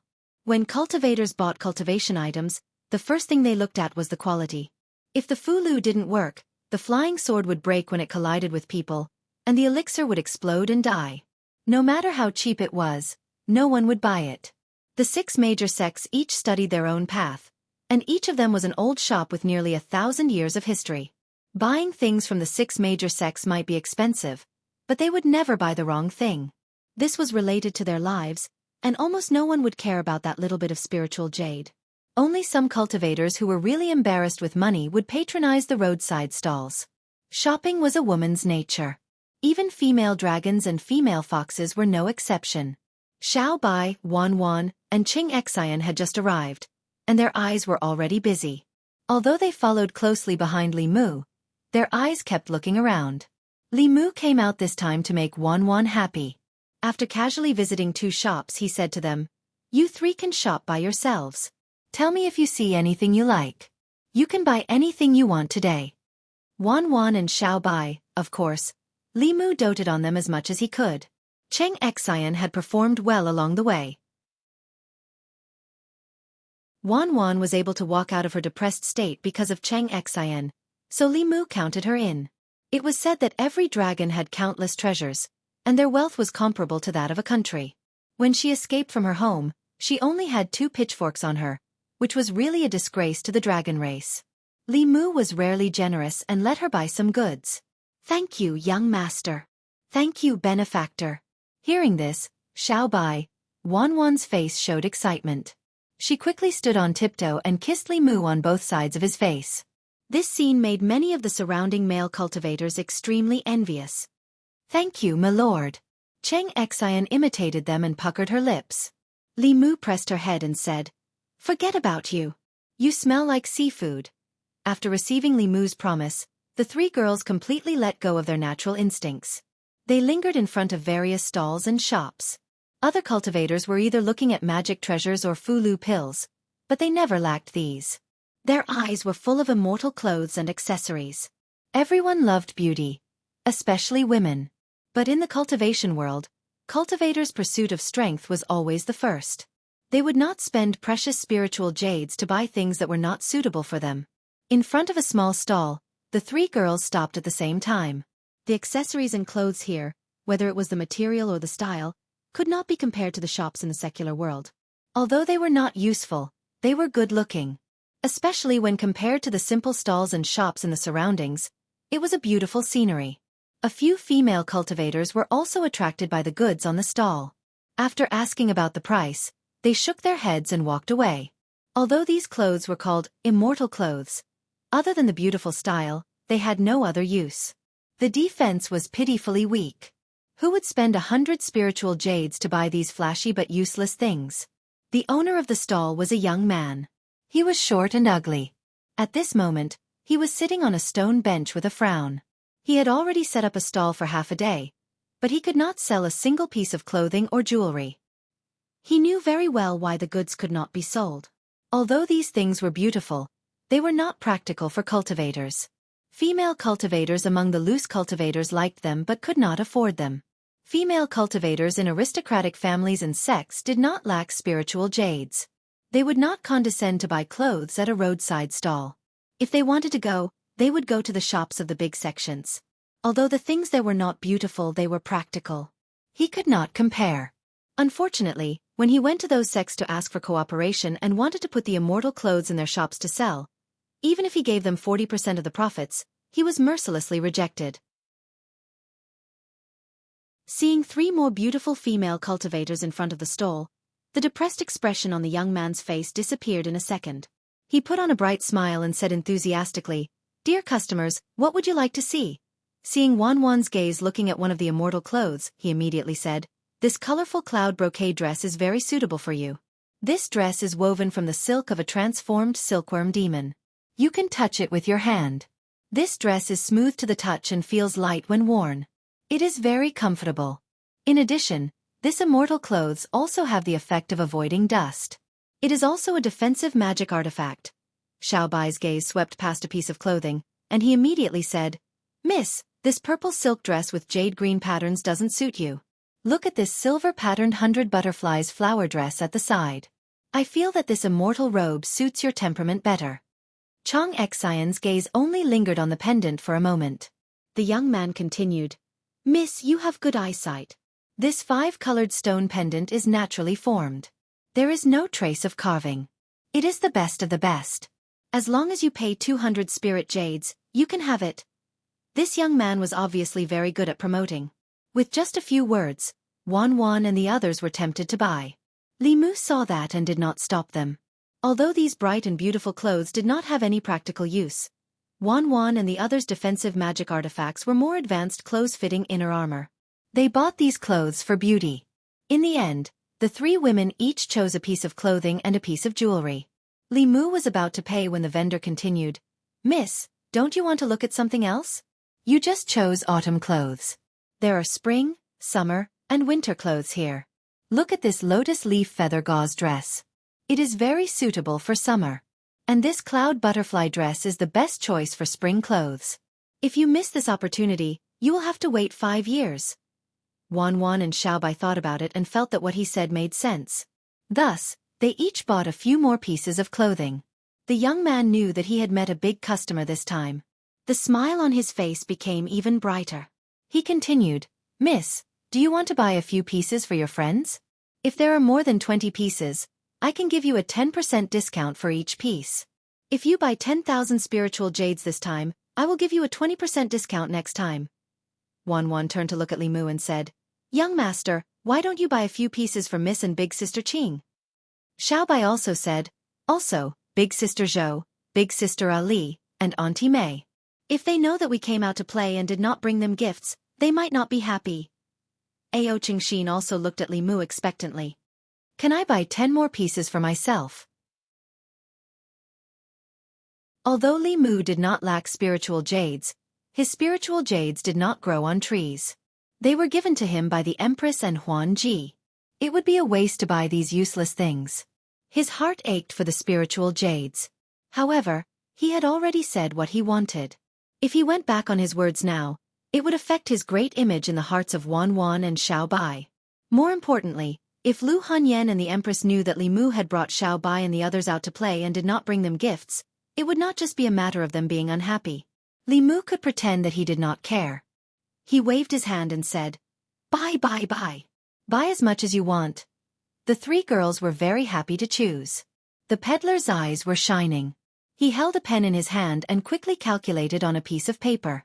When Li Mu saw the final number, even if he was mentally prepared, he did not expect that they would actually choose something worth 20,000 spiritual jades.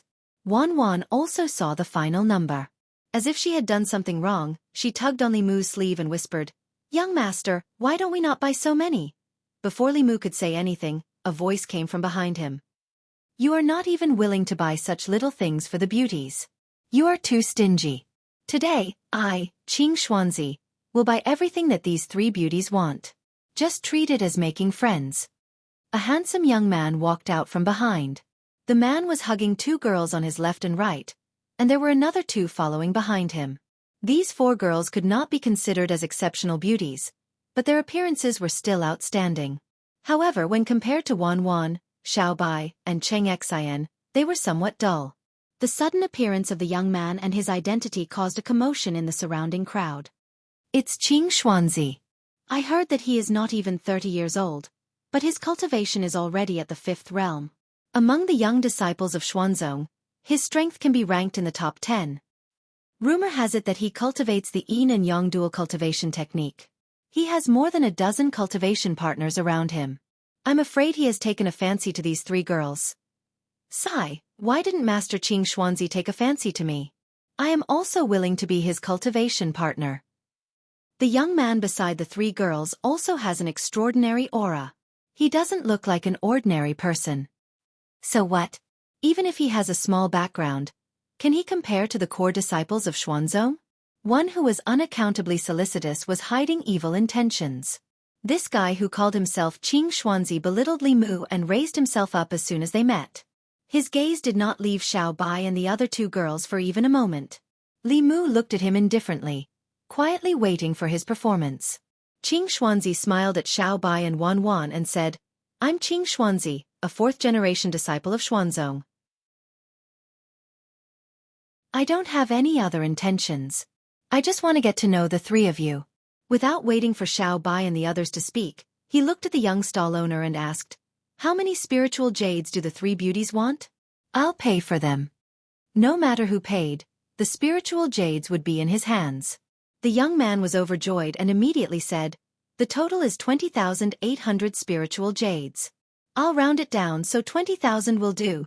Qing Xuanzi was startled and asked uncertainly, how much? The young man smiled and said, 20,000 low-grade spiritual jades. Qing Xuanzi's eyes widened a little. It's just a few pieces of clothing, and it costs 20,000 spiritual jades? Is this stall owner crazy? His face darkened, and he said angrily, bastard, how dare you scam Xuanzong?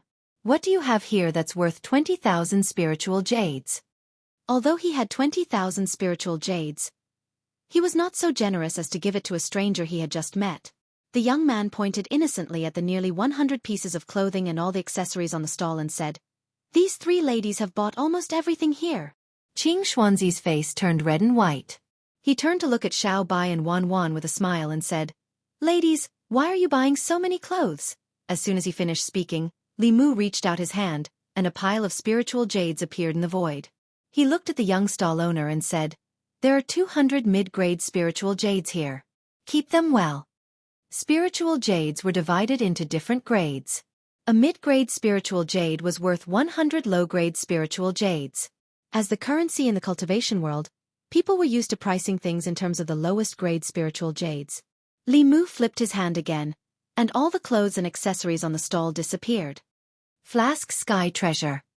Someone in the crowd cried out in surprise. Which cultivator didn't want to possess a Flask Sky Treasure? It could be used to store items conveniently. However, only 7th-level cultivators could master the Flask Sky art. Even 7th-level cultivators would have to spend a lot of effort to create a Flask Sky Dharma treasure that could be used for storage. This young man must have an extremely prominent background to be able to casually throw out 20,000 spiritual jades to buy some useless clothes and accessories with a Flask Sky Treasure. At least, Qing Xuanzi could not be so generous. Under the strong contrast, the people who felt that Qing Xuanzi was quite charismatic just a moment ago now felt like a clown. On the other hand, the young man who spent a lot of money was filled with an indescribable elegance in his every move. The young stall owner wrapped the 200 mid-grade spiritual jades with a piece of black cloth in an instant. He looked at Li Mu with shining eyes and said, Sir, I'll give you a 30% discount the next time you buy something from me. Qing Xuanzi's face turned from white to black. Li Mu was held by Wan Wan on the left and Xiao Bai on the right. When he walked past Qing Xuanzi, he whispered in a voice that everyone could hear, Why are you pretending if you don't have money? The crowd burst into laughter. Qing Xuanzi clenched his fists so hard that the veins on the back of his hands bulged, but he quickly relaxed them. The stall owner had already disappeared into the crowd after selling all the goods and obtaining the spiritual jades.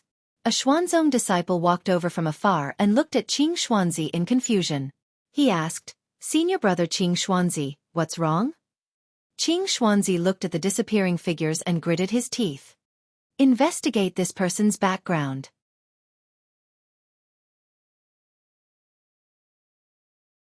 Chapter 529. The Xuanzong disciple followed Qing Xuanzi's gaze and asked, "Did that person offend you, senior brother?" Qing Xuanzi said coldly, "This person dared to insult me. I can't take this lying down."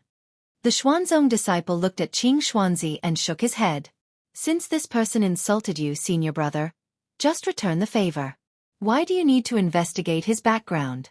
No matter how powerful he is, can he be more powerful than you, senior brother?" Before Qing Xuanzi could speak, Qing Songzi said indifferently, "Who are you, senior brother? You're the leader of the fourth-generation disciples of Xuanzong. No matter what his background is, whether he's a disciple of the 5 sects, a disciple of an aristocratic family, or a royal family of a country, can he be more powerful than you, senior brother?" Qing Xuanzi looked at his junior brother with a glint in his eyes. Qing Songzi was right. He was one of the 10 core disciples of Xuanzong. As the head of the 6 Daoist sects, Xuanzong was above the secular imperial power. The core disciples of the other 5 sects couldn't be compared to him in terms of status.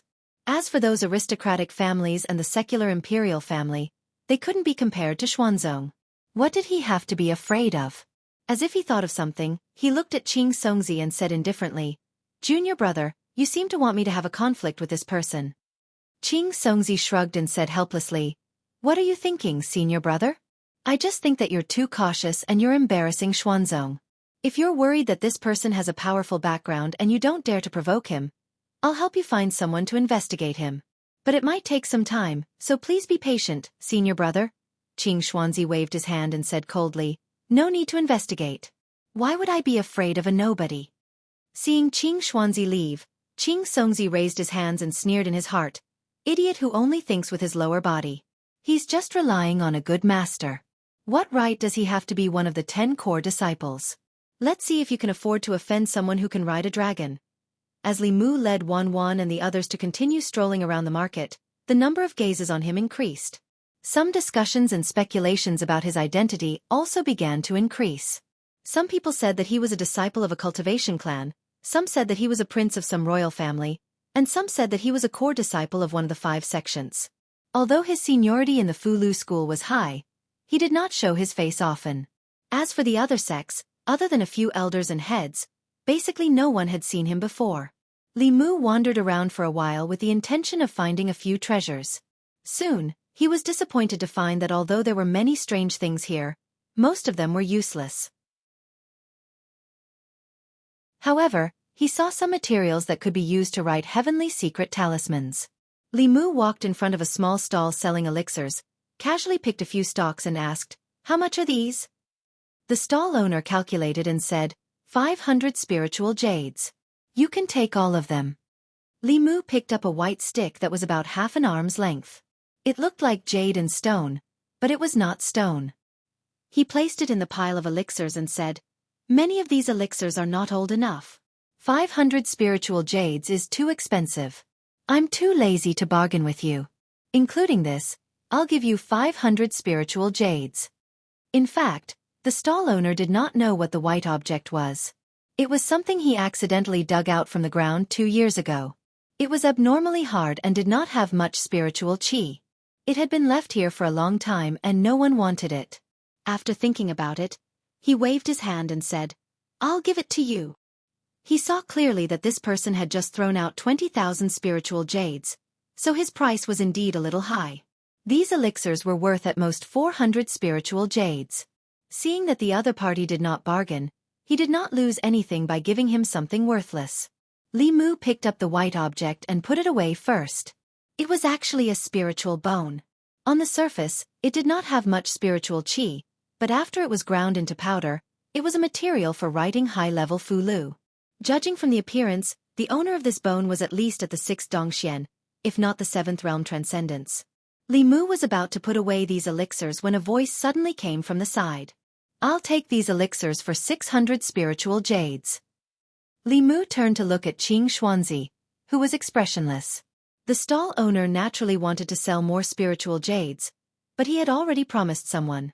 If it were someone else, he might still reluctantly sell to the young man who made the first bid. However, this was Qing Xuanzi, Xuanzong's core disciple. He could not afford to offend him in Xuanzong's territory. He was in a dilemma. Li Mu saw the stall owner's dilemma and said with a smile, "In that case, let him have this elixir." The stall owner breathed a sigh of relief and quickly said, "Thank you, young master. I'll give it to you as an apology." Li Mu did not even look at Qing Xuanzi and continued to pick up treasures. One moment, he had his eyes on a flying sword, the next moment, he had his eyes on a bottle of medicinal pills, and the next moment, he had his eyes on a cultivation technique. However, every time he wanted to buy it, Qing Xuanzi would step in and buy it at a price that was 100 spirit jades higher than his. Li Mu would always give in. Wan Wan gritted her teeth and said, "This person is too hateful. He always steals what we want." Li Mu smiled and said, "It's okay. The highest bidder gets it. This is the rule. As long as he has enough spiritual jades, he can buy everything here." Many people in the market had already seen that Qing Xuanzi and the unidentified young man were fighting. Every time, the young man would snatch the items that the young man wanted. At first, they thought that the two of them would have a conflict because of this. However, the young man seemed to be very magnanimous. After being robbed by Qing Xuanzi several times, he was not angry at all. After watching for a while, everyone saw the clues. It was not that the young man was magnanimous. He was clearly toying with Qing Xuanzi. He deliberately pretended to be interested in those items. His goal was to waste Qing Xuanzi's spiritual jades. Qing Xuanzi was a core disciple of Xuanzong. Although his cultivation was high, he obviously did not know the ways of the world. He thought that he had benefited, but in fact, he had been played like a monkey. Qing Xuanzi followed behind Li Mu and gradually realized that something was wrong. Seeing the expressions of the people around him and the whispers in the distance, his face became even gloomier. When he saw Li Mu pick up another flying sword and was about to pay the stall owner with spiritual jades, he did not make a move, which was rare. Seeing that Qing Xuanzi did not make a move, Li Mu put away the spiritual jades that he had already taken out and said to the stall owner apologetically, "I'm sorry, I suddenly don't want them." When Qing Xuanzi saw this, how could he not know that he had been toyed with? His face was livid, and he wanted to draw his sword and fight this person. However, he also knew that he was not in the right now. Once he made a move, even if he won, he would be talked about. He took a deep breath and forcefully suppressed his anger. Seeing that Qing Xuanzi did not fall for it, Li Mu walked to a small stall. The stall owner was a middle-aged man with a cultivation at the third realm. His hair was messy, and his beard was unshaven. He looked rather sloppy. Li Mu pointed at an item on the stone table in front of him and asked, "How much is this?" The stall owner was fiddling with a pile of items on the stone table. He looked up at Li Mu, then lowered his head again and said softly, 1,000 spiritual jades. As soon as he said that, there was a burst of laughter from the surroundings. He wants to sell this lousy item for 1,000 spiritual jades? He must be crazy for spiritual jades. I've already seen him selling here for 10 years. In the 2 exchanges, he didn't sell a single item. He's really determined to come again this year. Of all the things he can do with 1,000 spiritual jades, which idiot would spend 1,000 spiritual jades on a pile of junk? The middle-aged stall owner turned a deaf ear to everyone's mockery and continued fiddling with the items in his hands. Li Mu picked up the item that he had his eyes on and continued to ask, "How do I use this?" The middle-aged man looked up at him again and said, "Fill it with spiritual jades from the back and activate it with dermic powers. Then you can attack from the front." Li Mu looked at the item in his hands. Although it was small, it was heavy. The back was square, and the front was a hollow iron cylinder. Li Mu put it down and said, "I'll take it for 1,000 spiritual jades." The middle-aged man's hands paused. He did not expect that someone would really spend 1,000 spiritual jades to buy his item. Not far behind Li Mu, Qing Xuanzi had a vigilant look on his face. He subconsciously thought that this person was setting him up again, wanting him to spend a large amount of spiritual jades to buy such a useless item. However, if this was really a treasure, wouldn't this person be taking advantage of it for nothing? After careful consideration, he walked up and said calmly, "I'll give you 1,001 spiritual jades." He only had 1 spiritual jade more than this person. 1 spiritual jade could not do anything, but it could cause greater humiliation to this person. Li Mu did not give it to Qing Xuanzi this time. He said calmly, 2,000 spiritual jades. Qing Xuanzi said, 2001 Spiritual Jades. Li Mu hesitated for a moment and said again, 3,000 spiritual jades. Qing Xuanzi did not hesitate. 3,001 spiritual jades. Li Mu looked furious. He looked at Qing Xuanzi and said angrily, "What are you trying to do?" The angrier Li Mu was, the happier Qing Xuanzi felt. He glanced at Li Mu and said calmly, "It just so happens that I have my eyes on this item as well. The highest bidder gets it. Even if it's one spiritual jade higher, it's still high." A useless piece of trash was actually bid 3,000 spiritual jades by two people. The onlookers were dumbfounded. Was this the world of rich people? Li Mu looked extremely pained. He squeezed out a few words from between his teeth. 4,000 spiritual jades. Qing Xuanzi also hesitated for a moment this time, but when he saw Li Mu's expression, he said decisively, 4,001 spiritual jades. The pained and conflicted expression on Li Mu's face melted like spring rain after Qing Xuanzi shouted that number. He smiled at Qing Xuanzi and said, "Congratulations, the treasure is yours."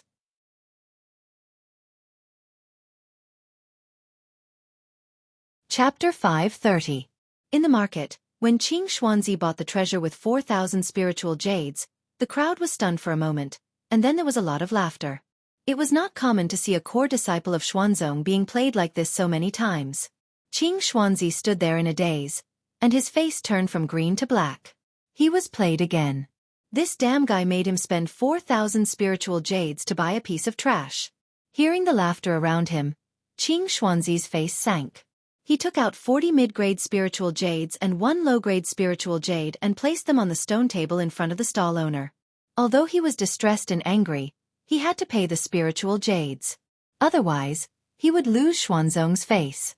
At this moment, his hatred for the person in front of him was monstrous. He took a deep breath and suppressed the anger in his heart.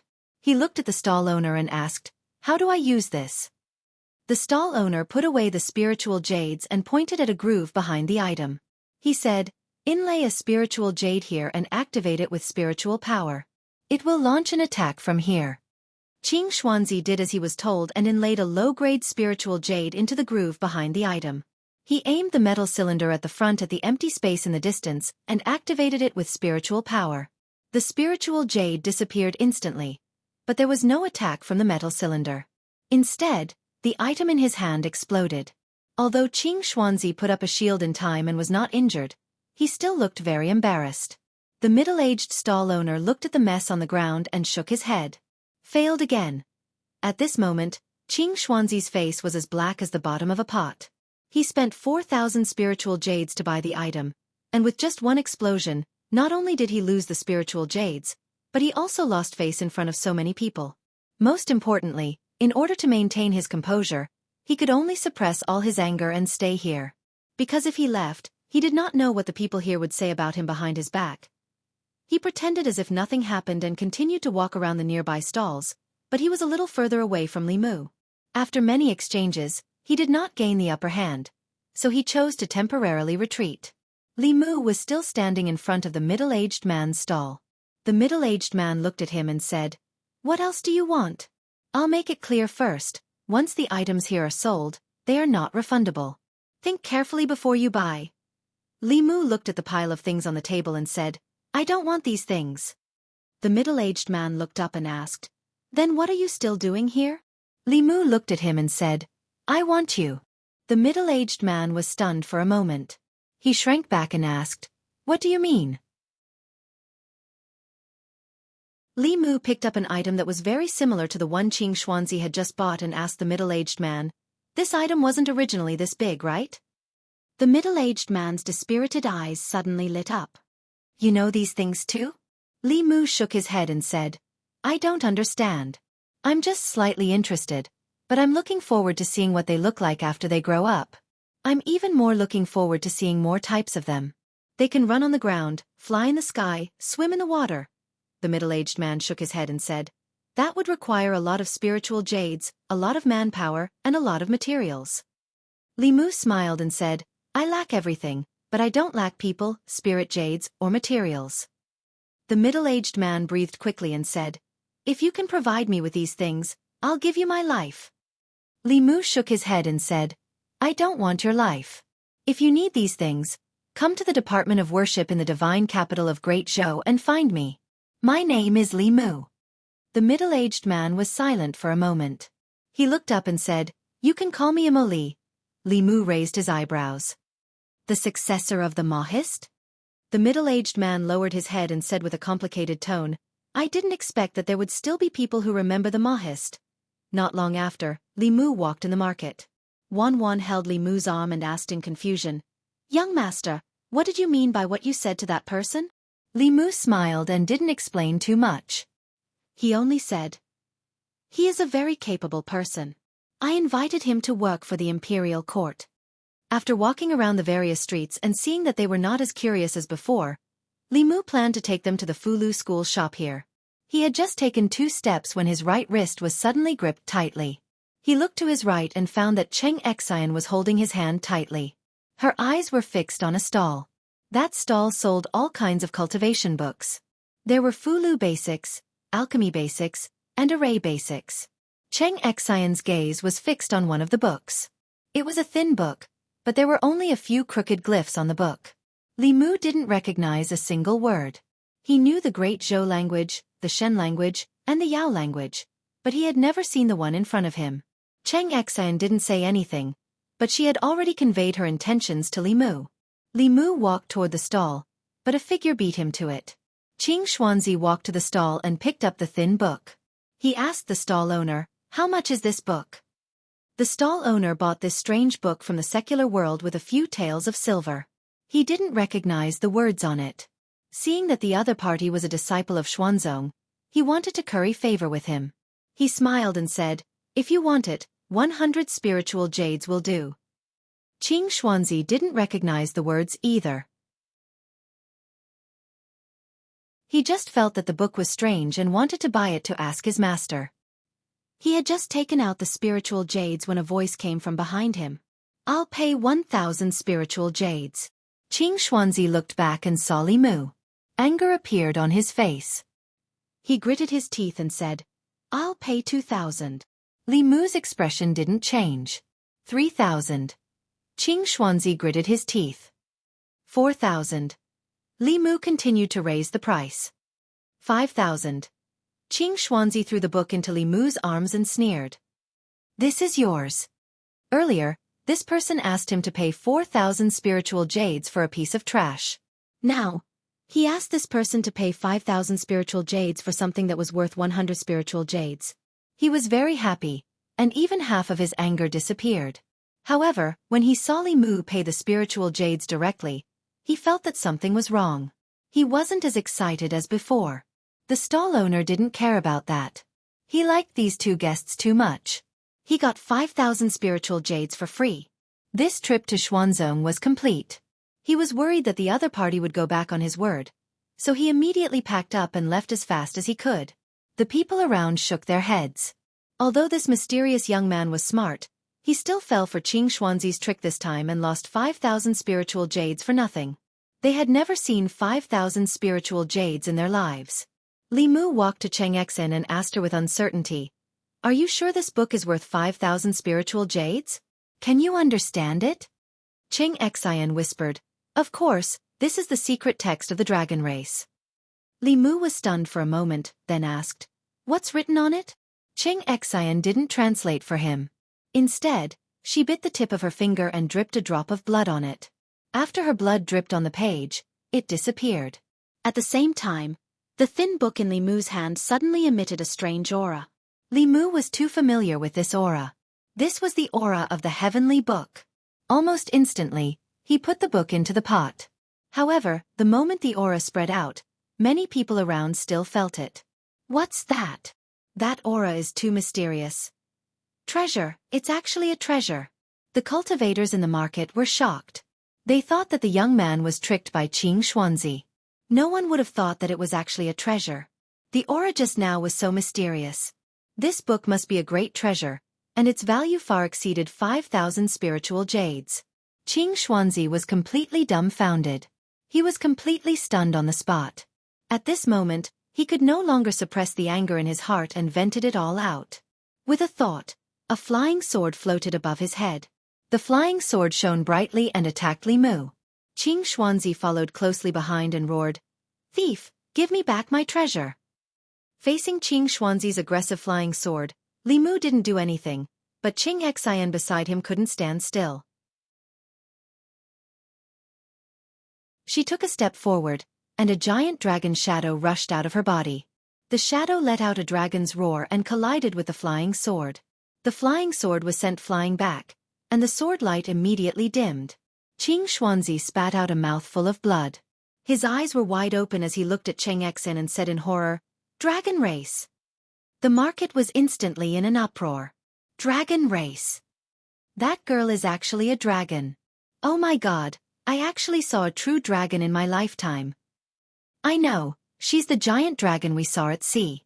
That dragon is exactly the same as this shadow. Then this young master is the powerhouse riding the dragon. Who is he? He's so rich that he even has a dragon mount. After Qing Xuanzi and Cheng Xian released their auras without restraint, a few figures suddenly flew out from the immortal mountain hanging upside down in the sky. Their voices were heard before they arrived. Who is so bold to be so presumptuous in my Xuanzong? An old man flew down from above. Someone in the market blurted out, "It's Elder Hua Yongzi. His cultivation is only one step away from Dongxian, far surpassing Qing Xuanzi. This person is in trouble." Amidst the discussion, the old man floated over.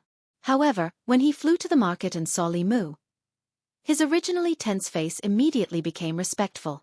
He cupped his fists and said, "Hua Yongzi greets Uncle Master Li." Seeing Elder Hua Yongzi of Xuanzong respectfully saluting this young man, the crowd was stunned. Uncle Master? This mysterious powerhouse with a true dragon mount was Elder Hua Yongzi's Uncle Master. Wasn't that the same seniority as the sect master of Xuanzong? Qing Xuanzi was even more shocked and frightened. Hua Yongzi was his Uncle Master. Didn't that mean he had to call Hua Yongzi his Uncle Master? Li Mu didn't know many of the elders of Xuanzong. Other than Immortal Miao Dun, there were only the 5 people who had been to Emperor Bai's cave residence. The old man in front of him was one of the 5. Li Mu glanced at him with one hand behind his back. He looked at Qing Xuanzi and said lightly, "Xuanzong has taught a good disciple."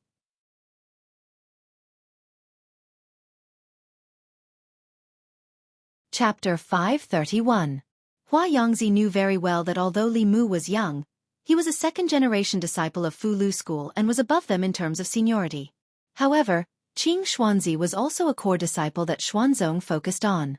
He hesitated for a moment and said to Qing Xuanzi, if you have offended Martial Uncle Li in any way, apologize to him quickly. I believe that Martial Uncle Li is a magnanimous person and won't make a fuss about it." Li Mu glanced at Qing Xuanzi. This old man was smooth and cunning in dealing with things. He covered up everything with one sentence. If he didn't let this matter go, it would seem that he was narrow-minded. However, Qing Xuanzi obviously didn't give Hua Yongzi any face. He didn't even look at him. He quietly put away his flying sword and flew straight to the celestial mountain above. Hua Yongzi looked embarrassed and said to Li Mu, "I'm sorry, Martial Uncle Li. These young disciples offended you. I apologize to you." Li Mu waved his hand and said, "This has nothing to do with you. You don't have to apologize." Judging from Qing Xuanzi's attitude towards Hua Yongzi, Xuanzong and Fu Lu School undoubtedly had a completely different sect culture. Fu Lu School attached great importance to seniority.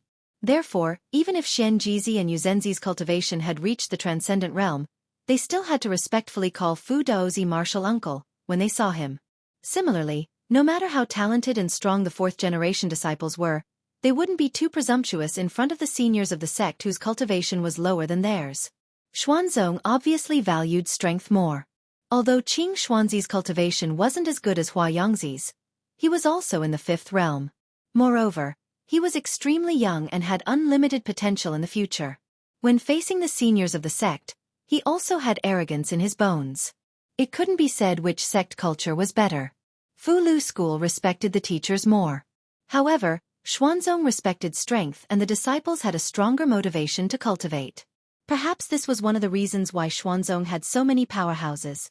After apologizing to Li Mu, Hua Yongzi quickly left.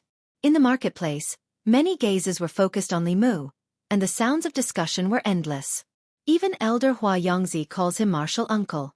He must be one of the second-generation disciples of the 5 sections. No wonder he's so wealthy and has a dragon as his mount.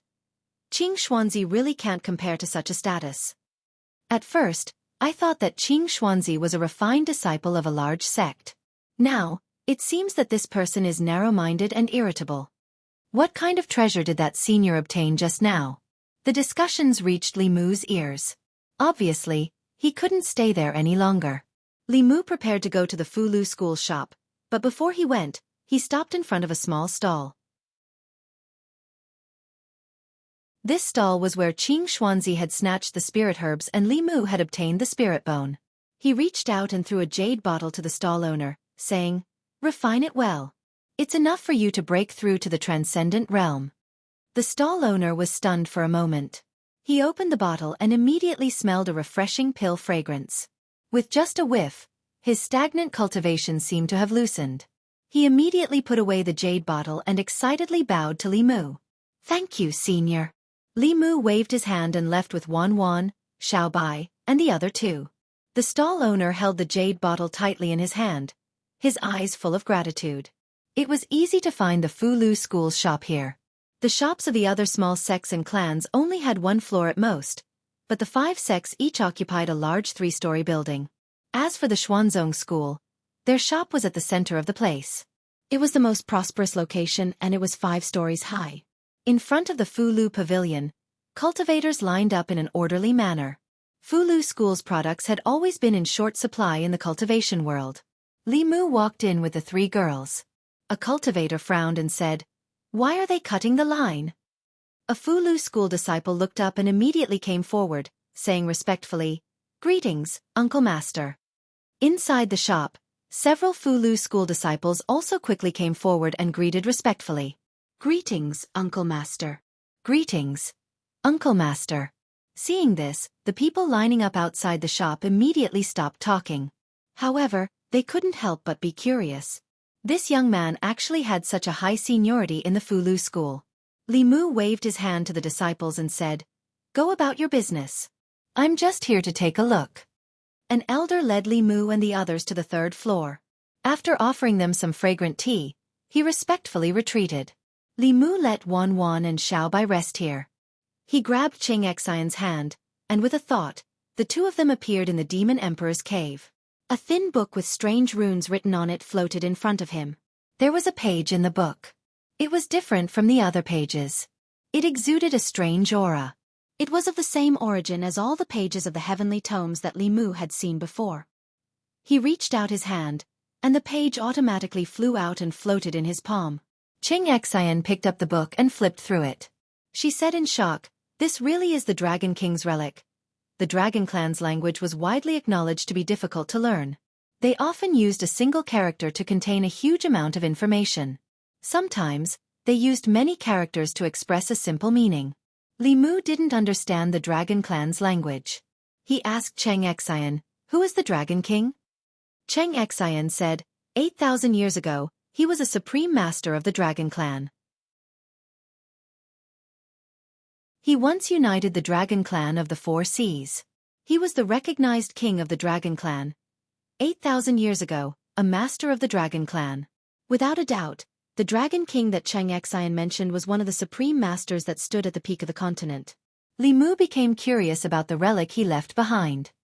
He asked Qing Xian, "What's written on it?" Qing Xian looked at the content on the page, and her face gradually turned red. Li Mu was speechless. "Why are you blushing? Hurry up and read it." "What does this line mean?" Qing Xian lowered her head and whispered. "The taste of the Snake Clan's women is not bad. Their long legs are too clingy." She also said that she would call her sister over tomorrow. "I'm looking forward to tomorrow." Li Mu cursed in his mind. This can't be that dragon's diary, right? He didn't hear the secret information he wanted to hear. Li Mu continued to point to the next page. "What does this line mean?" Qing Xian's face turned even redder.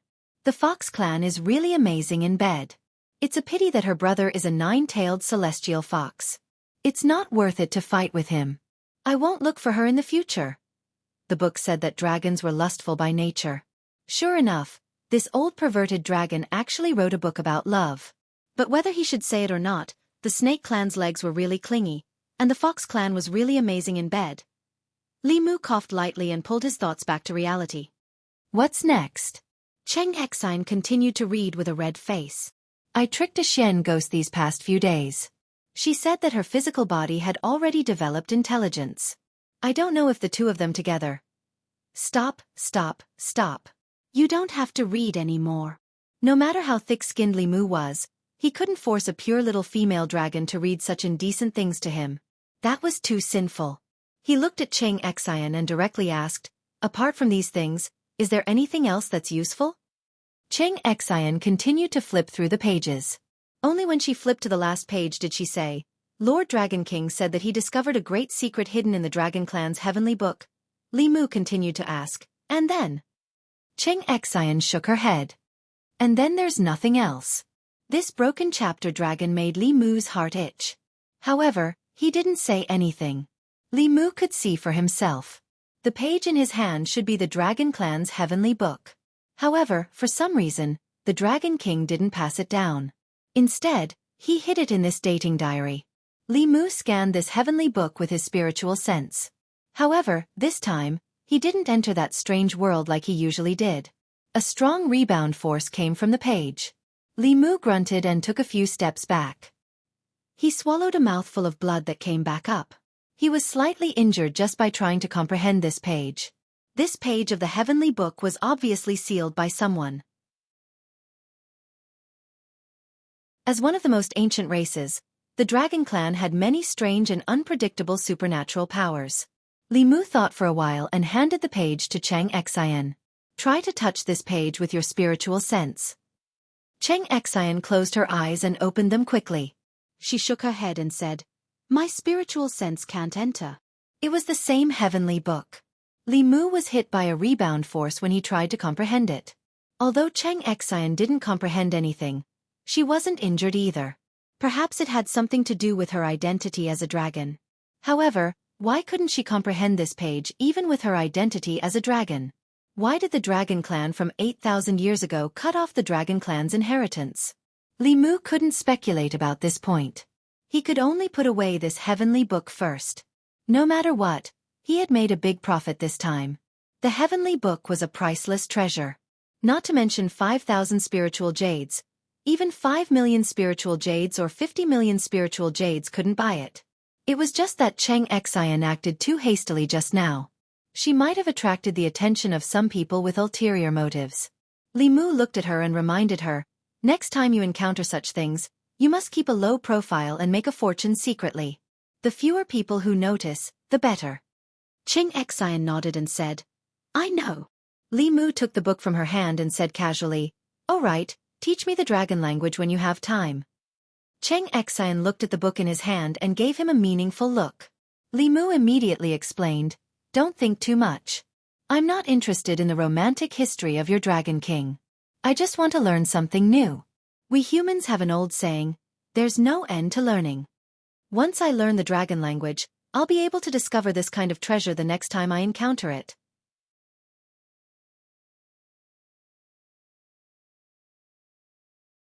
Chapter 532. After leaving the Fey Emperor's cave, Li Mu took stock of his gains. Although he had lost a lot of spirit jades, his gains were also huge. Not to mention the heavenly book. Even if Li Mu couldn't comprehend it, it would still be a priceless treasure. As for the Mahist's successor, it was an even bigger surprise. Even when the 100 schools of thought were flourishing, the Mahist was not unknown. Although the cultivation of the Mahist members was not high, their mechanical techniques were too powerful. Even the top forces of that time had to avoid them. Unfortunately, mechanical techniques required large amounts of precious materials and spirit jades. Not to mention small forces, even ordinary countries could not afford them. Over time, the Mahist disappeared in the long river of history. Great Zhou was strong, and with the Mahist, it was like adding wings to a tiger. Li Mu was looking forward to what surprises this person would bring him. In addition, the clothes and accessories that he spent a large amount of spiritual jades on might not be worth it to others, but Li Mu bought them purely because he wanted the women around him to look good in them. He also felt that they were pleasing to the eye, So the spiritual jades he spent were not in vain.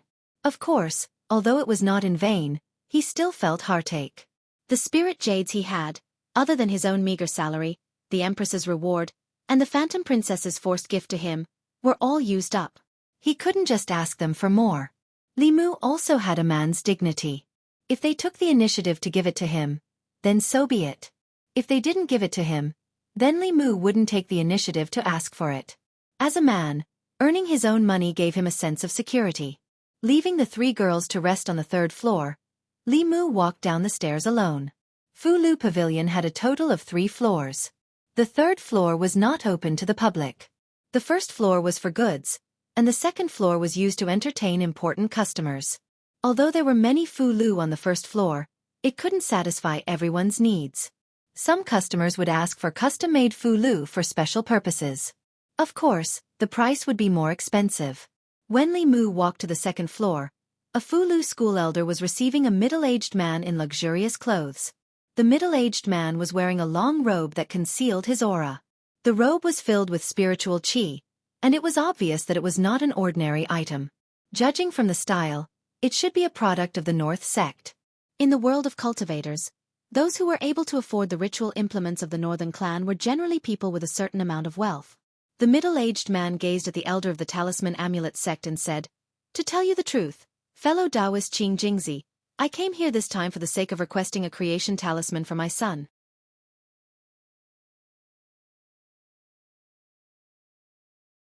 His own grand elder's lifespan was nearing its end, and the entire school could not even gather the materials for a single heavenly secret talisman. Li Mu even had to ask for help from the Empress and Huan Ji. If the ancestral court of Fu Lu School was rich enough, why would Li Mu put down his dignity to live off a woman? Qing Jingzi did not feel anything at all. He muttered, "But the rules of the school have always been like this." Li Mu did not say much to Qing Jingzi. He directly took out a sound transmission artifact and contacted Xian Jizi. Very quickly, Xian Jizi's voice sounded from the artifact. "Junior brother, have you arrived at Xuanzong?" Li Mu went straight to the point. "I'm currently at Fu Lu Pavilion in Xuanzong. I have something to ask senior brother." Li Mu told Xian Jizi the situation.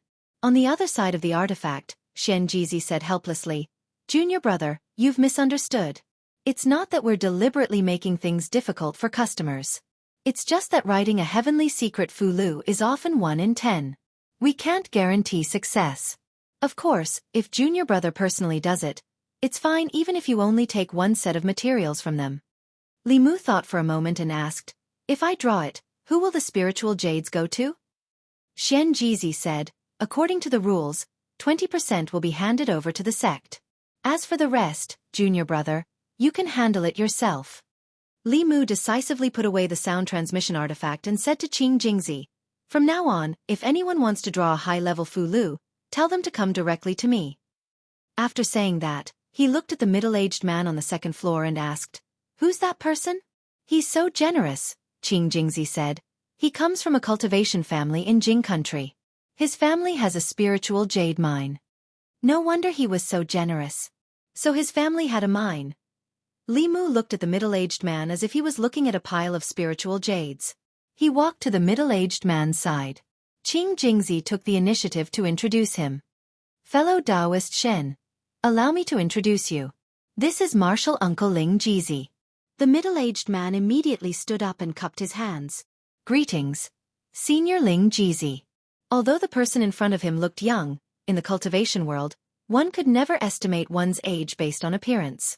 Perhaps this person was already an old monster of unknown age. Li Mu smiled kindly and said, "Fellow Daoist Shen, there's no need to be so formal. Sit."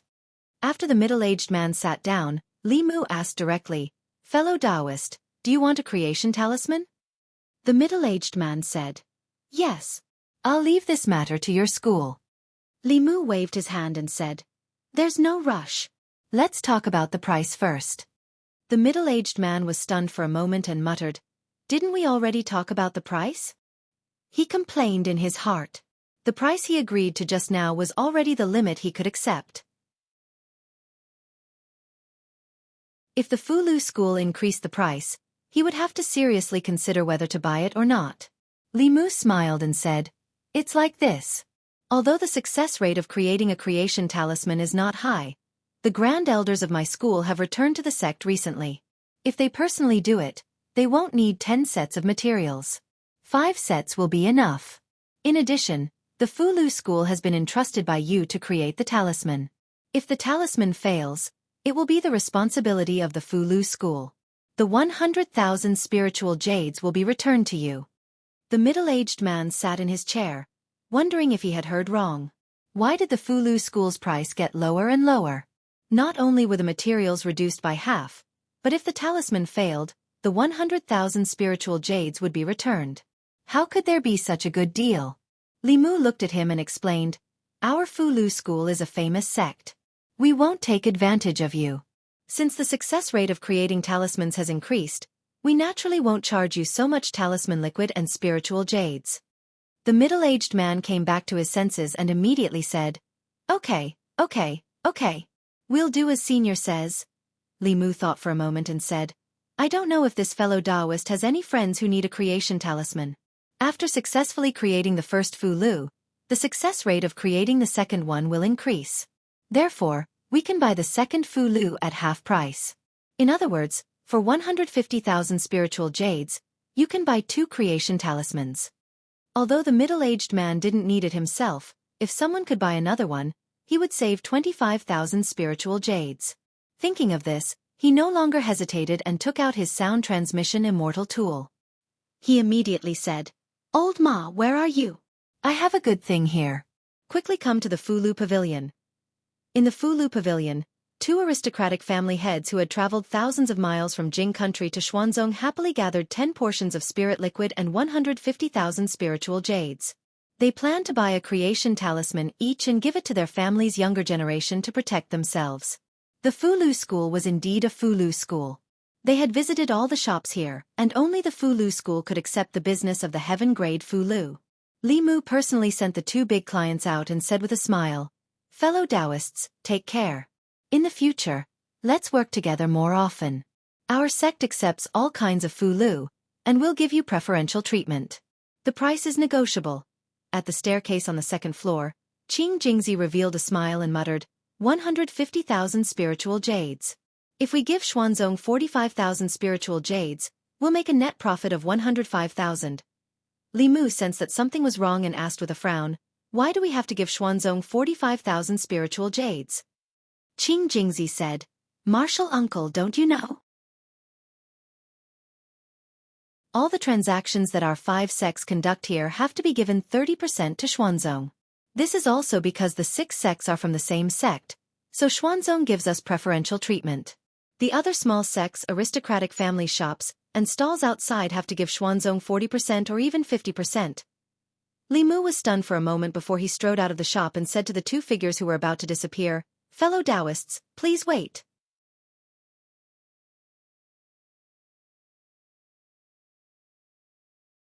Chapter 533. In Fulu Pavilion, the 2 family heads returned to the shop and looked nervously at the spiritual jades returned by Limu.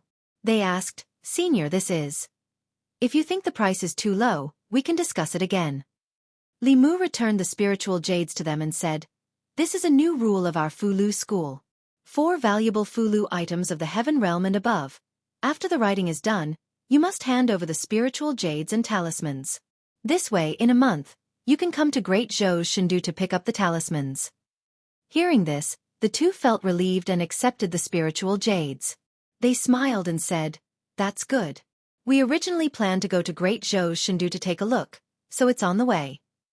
As they walked out of Fulu Pavilion, the 2 sighed in their hearts. Although they were both leaders of Dao, Xuanzong and Fulu school's attitude towards small and medium-sized sects and families was completely different. Xuanzong was high and mighty.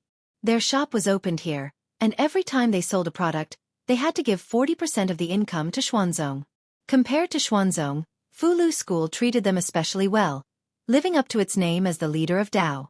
After sending the 2 off again, Limu finally understood how Xuanzong's magnificent mountain gate and the spiritual jade plaza outside were built. Including the other 5 sects of Dao, the large and small sects of Zhu province, the cultivation families, and countless rogue cultivators were all contributing to Xuanzong's construction. While most of the countries in Zhu province were still in a feudal society, Xuanzong had already taken a step into capitalism. He was the one who wasted his breath, and the one who was tired of writing talismans. In the end, he was actually working for Xuanzong. Li Mu felt a nameless anger rise in his heart. He angrily asked, "Does our Fulu school not have a mountain gate of our own? Why do we have to do business in someone else's place?" Qing Jingzi said, "This is sect master's idea. He said that White Cloud Mountain is a sacred land of the Dao sect and shouldn't do such unscrupulous things." Li Mu waved his sleeves and snapped, "Don't mention him to me. Xian Jizi, that prodigal son of a bitch. How many spiritual jades has he earned for others over the years, yet he can't even gather the materials for the heavenly secret talisman. How does he still have the face to be the sect leader?" Qing Jingzi silently lowered his head. He couldn't interrupt when his uncle master was scolding the sect master, and he didn't dare to interrupt. Li Mu scolded Xian Jizi and calmed down very quickly. It was understandable that Xuanzong would provide the platform and take a cut from the transaction. However, they were too black-hearted. 50,000 spirit jades were gone for no reason. Li Mu's heart was bleeding. He was both angry and distressed. When he walked to the first floor and saw the situation inside, he was even angrier. Although there were many customers lining up outside, there weren't many Fulu school disciples in charge of serving customers. There weren't enough people in the shop to begin with. The few disciples who were acting as temporary clerks were still gathered together and chatting happily. They ignored the customers and ignored them. A few customers came in and walked around. When they realized that there was no one to serve them, they turned around and went to other shops. Other than Fulu school, there were also people who were good at Fulu from various sects, as well as some mid-level cultivation clans. The mid-level and low-level Fulu they produced were also of good quality. People who wanted to buy Fulu might not only choose Fulu school. Most of these disciples usually cultivated in their sections. How would they know the ways of commercial service? It was unknown how many customers went to other shops because of their arrogant and rude attitude. Li Mu inadvertently glanced around and saw a familiar figure in the shop on the first floor. It was the stall owner who Li Mu had bought a large amount of clothes and accessories from. He was currently bargaining with a disciple in the shop. He looked at a Fulu and pestered the disciple saying, "Give me a discount. 1,000 spirit jades is really too expensive. How about I buy 2 pieces and you give me a 20% discount?" The Fulu school disciple was unmoved. He said indifferently, "The Fulu's price is set by the elders. We don't accept any bargaining. If you want to buy, then buy. If you don't want to buy, then go elsewhere. There are plenty of Fulu on this street." The young man looked at the Fulu floating on the counter and hesitated for a long time. In the end, he decided to give up. Just as he was about to walk out of the shop, a voice came from behind him. "Wait." The young man turned around and saw the young man who had thrown out 20,000 spirit jades standing behind him. After being stunned for a moment, his expression suddenly changed. He said, "Don't tell me you're going back on your word. Once a product is sold, it can't be returned unless there is a problem with the quality." Li Mu waved his hand and said, "Don't worry, I'm not here to ask for a refund. Come with me." With that, he turned around and went up to the second floor. The young man hesitated for a moment, but could only follow. When they reached the second floor, Li Mu sat down and said to the young man, "Sit." The young man immediately shook his head and said, "Senior, if you have something to say, I'll just stand and listen." Li Mu looked at him and asked, "What's your name?" The young man honestly replied, "I'm Ma Feng. Ma as in handsome horse, Feng as in wind." Although this person's cultivation wasn't high, he had a good business mind. Especially his mouth. It was simply like a lotus flower. If the disciples of the Fulu school were half as good as him, the Fulu in the shop would have been sold out long ago. Li Mu poured himself a cup of tea and said indifferently, "Ma Feng, that's a good name. Who is your master, and which sect are you from?" Ma Feng still didn't know why this expert from the Fulu school was looking for him. He didn't dare to hide anything and continued, "Senior, I don't have a master, nor do I belong to any sect. The reason I embarked on the path of cultivation was because I found an introductory book on chi cultivation at an old bookstall when I was young. I pondered on it blindly and unintentionally walked on this path." Li Mu looked at him and suddenly asked, "Are you willing to enter my Fulu school?" Ma Feng was stunned. As a rogue cultivator, he had no sect, no background, and no one to guide him in cultivation. His biggest dream was to enter a sect, but his aptitude wasn't good. Even small sects weren't willing to accept him. Entering one of the 6 Daoist sects was something he didn't even dare to dream of. After coming back to his senses, he immediately knelt down and said loudly, "This disciple is willing." Li Mu nodded and said, "Very good. From now on, you are a disciple of the 4th generation of the Fulu school." Ma Feng immediately took off a bag from his back and placed it in front of Li Mu. He said, "These are the spiritual jades that Martial Granduncle used to buy the immortal clothes and accessories. This disciple will return them to you." He had seen what happened in the market and guessed Li Mu's identity. He immediately changed the way he addressed him. Li Mu waved his hand and said, "These belong to you. Keep them for yourself." Ma Feng put the bag back on his back and said respectfully, "Thank you, Martial Granduncle." Li Mu said, "Get up and talk. I have some things to ask you." Ma Feng stood up from the ground and said, "Please ask, Martial Granduncle. This disciple will tell you everything he knows." Li Mu said, "If you were to manage the Fulu Pavilion, what would you do?" Ma Feng was stunned again. "Let me manage the Fulu Pavilion?" Li Mu nodded and said, "You can speak your mind boldly." Ma Feng had a thoughtful look on his face. He was not talented, short, and ugly. Even those small sects didn't accept him. There must be a reason why this senior was willing to let him join one of the 6 Daoist sections. This was his chance. If he grasped it, his future cultivation path would be smooth. If he didn't, he might just be an insignificant rogue cultivator for the rest of his life. He took a deep breath and said, "Martial Granduncle, this disciple thinks that there is a big problem with the Fulu Pavilion now." Li Mu gestured to him with his hand and said, "Sit down and talk slowly." Ma Feng sat down and said boldly, "First, in the Fulu Pavilion, the attitude of the senior brothers towards the customers is too bad. We are not the only shop that sells Fulu here. Since we are the sellers, we have to prioritize the customers. Many customers are not treated in time after entering the shop, so they will go to other shops. In the middle and low-grade Fulu, the quality of our Fulu is not better than the other shops, but the price is too high and there is not much competition. This has caused a large loss of customers." Ma Feng observed Li Mu's expression as he spoke.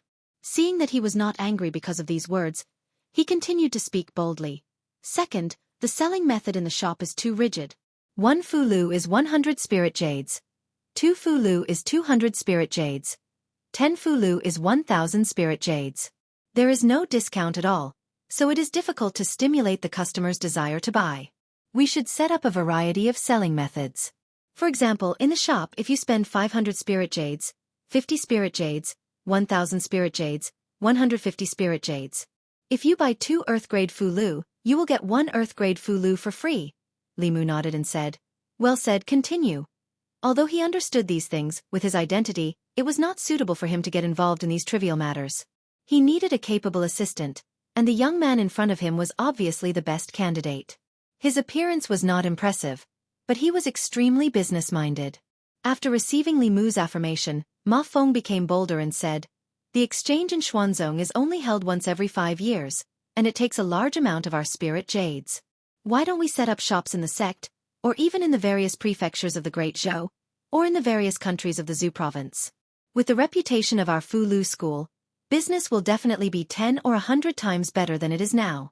At this exchange, loose cultivators and cultivation clans from all over the world will gather here. This is a great opportunity for us. We must let the Fulu Pavilion leave a good impression in their hearts." As Ma Feng spoke, he was no longer limited to the Fulu Pavilion, but looked at the entire Zhu province. He planned a path of continuous development for the Fulu school. 2 hours later, he was still talking non-stop. Xuanzong's location is not good. They are located in the easternmost part of the Zhu province.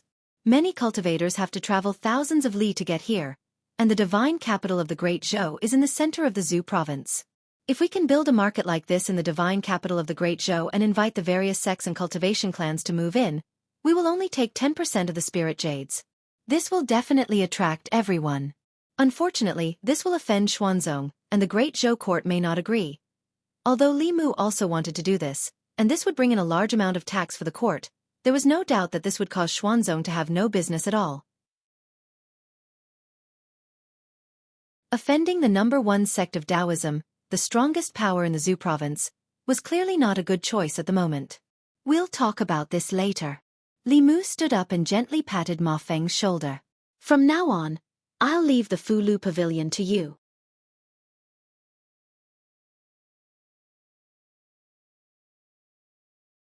Chapter 534. Fulu Pavilion. Li Mu brought Ma Feng in front of Qing Jingzi and said, "This is Ma Feng, a new 4th-generation disciple." Ma Feng hurriedly bowed to Qing Jingzi and said, "Greetings, martial uncle." Now was not the time for the sect to recruit disciples, but the head martial uncle and martial uncle all had special privileges. Qing Jingzi was just surprised. This person's appearance was ordinary and could even be called ugly. His cultivation was pitifully low. Why did martial uncle make an exception and let him in? Thinking back to when he entered the sect, he had passed many trials and eliminated many opponents before successfully becoming a disciple of Fu Lu school. Li Mu continued to say to Qing Jingzi, "From now on, Ma Feng is the shopkeeper of Fu Lu Pavilion. You will assist him in managing Fu Lu Pavilion. The two of you will discuss the matters of the pavilion. If there is anything you cannot decide, then come find me." Qing Jingzi's face was filled with shock. He could not believe his ears. A new 4th-generation disciple had instantly replaced his position to become the manager of the Talisman Pavilion, and this caused him to be unable to accept it for a moment. But he couldn't disobey the orders of his martial uncle, so even if he was displeased in his heart, he could only nod and say, "Yes, martial uncle." Ma Feng took a deep breath and puffed out his chest. He said solemnly to Li Mu, "Disciple will do his best to not disappoint martial uncle." Qing Jingzi looked at Ma Feng with an unperturbed gaze. He wanted to see what ability this person had to be valued so highly by martial uncle. Even if he was dissatisfied, he still followed Li Mu's orders and cooperated with this person's actions. Ma Feng first found over 10 young and beautiful female cultivators in the market, and he used them to replace the few Talisman sect disciples in the pavilion before receiving the guests that came to the Talisman Pavilion. Moreover, he promised them that he would pay them 10 spirit jades every day, and they would receive a commission of 1 spirit jade for every 100 spirit jades they sold. He called these female cultivators to the 2nd floor and spent an entire 2 hours teaching them how to attract customers and how to promote the goods in the pavilion. He also made a decision on his own. If a customer bought 2 Earth Rank Fulu tickets, they would get a Mystic Rank Fulu ticket. If a customer spent 500 Fulu tickets, they would get a discount of 50 Fulu tickets. If a customer spent 1,000 Fulu tickets, they would get a discount of 150 Fulu tickets.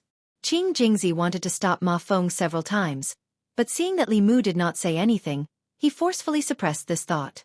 He and the Fulu school disciple who had been replaced stood to the side and watched coldly. When this person's various mischievous actions ruined the Fulu Pavilion's business, martial uncle knew exactly what this person was capable of. Xuanzong's Daoist Exchange Conference, or Trade Conference, was held every 5 years and lasted for a month. It was a grand event in the cultivation world of the Zhu continent. During the conference, cultivators from all over the Zhu continent would travel thousands of miles to Xuanzong in the East Sea. Most of them were here to exchange for suitable cultivation resources. In the market, several men were walking together. One of them said, "Which one of you will come with me to the Fulu Pavilion? I want to buy some offensive Fulu tickets for self-defense." Someone beside him said, "If you want to buy low-rank Fulu tickets, don't go to the Fulu Pavilion. It's the same in other shops." The man asked in confusion, "Why? Shouldn't the Fulu school's Fulu tickets be the best?" The man said, "Low-rank Fulu tickets are not difficult. If Fulu school can draw them, other small sects and families can draw them too. There is no difference in effectiveness. Fulu school's tickets are more expensive. Moreover, the Fulu Pavilion's disciples are all arrogant. They don't even look us in the eye. If we enter the shop, no one will pay attention to us." After this person spoke, he immediately received the agreement of the people beside him. Brother Su is right. 5 years ago, I went to the Fulu Pavilion once. The disciples of these large sects are indeed very arrogant. I know of a small sect that also specializes in Fulu tickets. Their prices are much lower than the Fulu schools. Last time, I bought one from them. In these 5 years, those Fulu tickets have allowed me to escape death several times. I strongly recommend you go to that shop. Alright then. If I can save some spirit jades, I also want to buy a magic tool. Just as the group was about to walk past the Fulu pavilion, 2 beautiful female cultivators suddenly came up to them. They smiled and said, "Fellow Daoists, what do you want to buy? Our Fulu pavilion has an event today. If you spend 500 spirit jades in the pavilion, you can return 50 spirit jades. If you spend 1,000 spirit jades, you can return 150 spirit jades." The smiles on the faces of the 2 female cultivators were extremely gentle and beautiful. The business of the Fulu pavilion was closely related to their remuneration. The more customers they received, the more spirit jades they would receive. If rogue cultivators wanted to earn spirit jades to cultivate, they would have to risk their lives every time. How could it be as simple as this? In order to attract customers, they used almost all of their skills. The male cultivators originally didn't plan to come to the Fulu pavilion, but they couldn't resist the enthusiasm of the 2 beautiful female cultivators and entered the shop with some reluctance. The situation inside the Fulu pavilion was completely different from the last time they came. There were no longer stiff faces of the disciples of the Fulu school.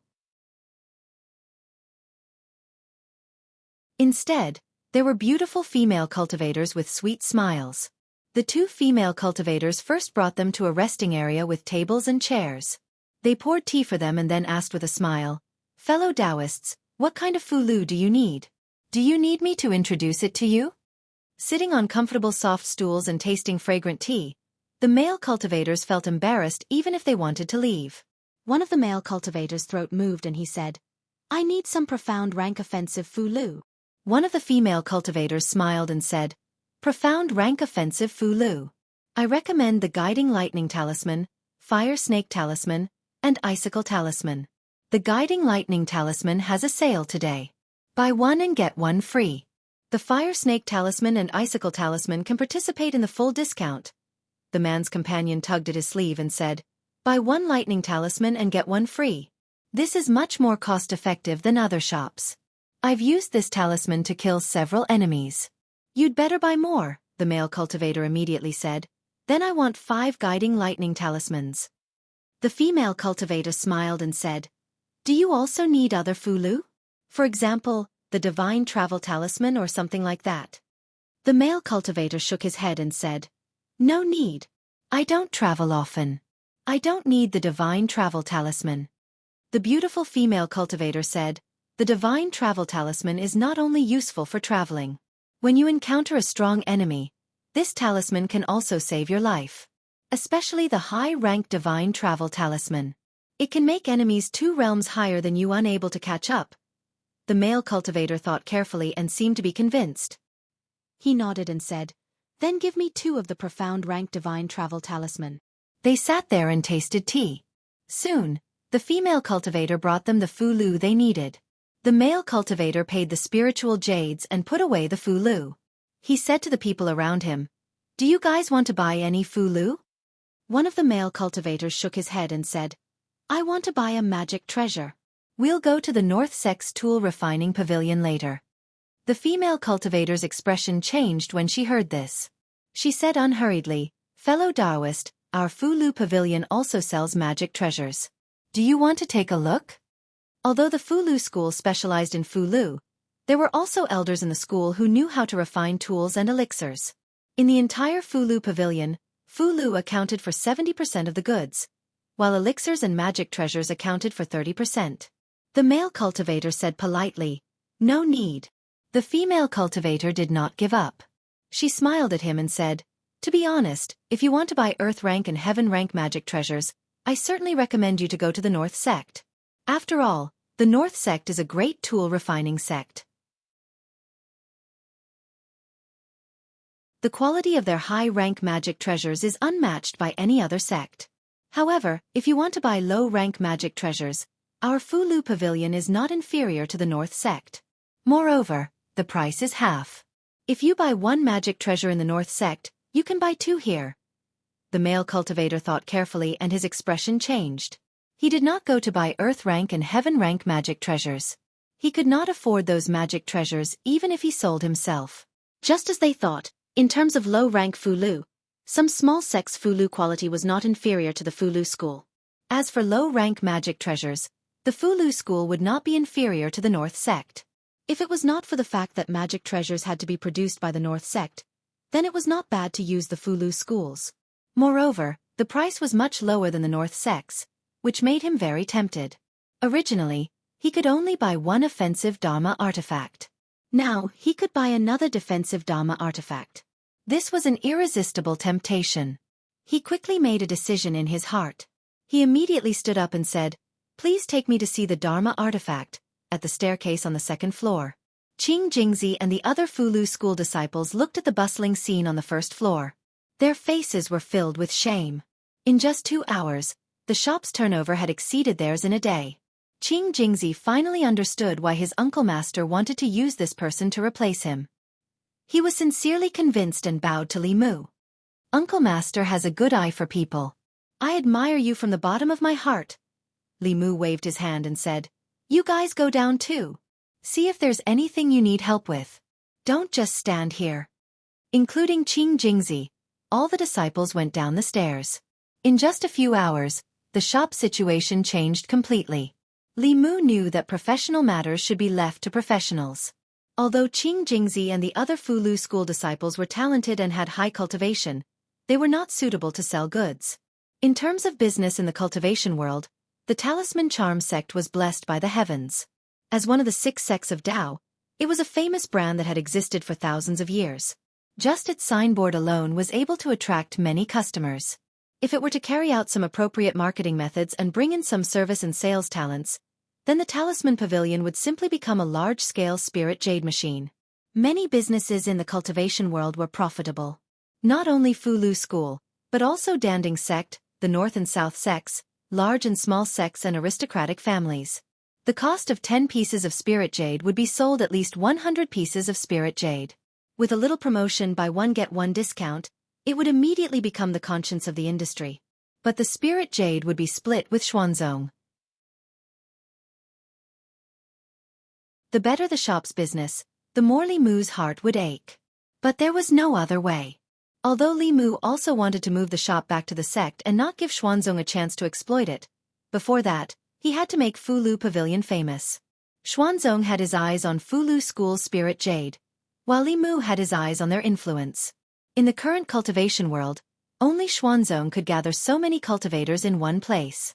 Li Mu's purpose on this trip was to help Wan Wan untie the knot in her heart.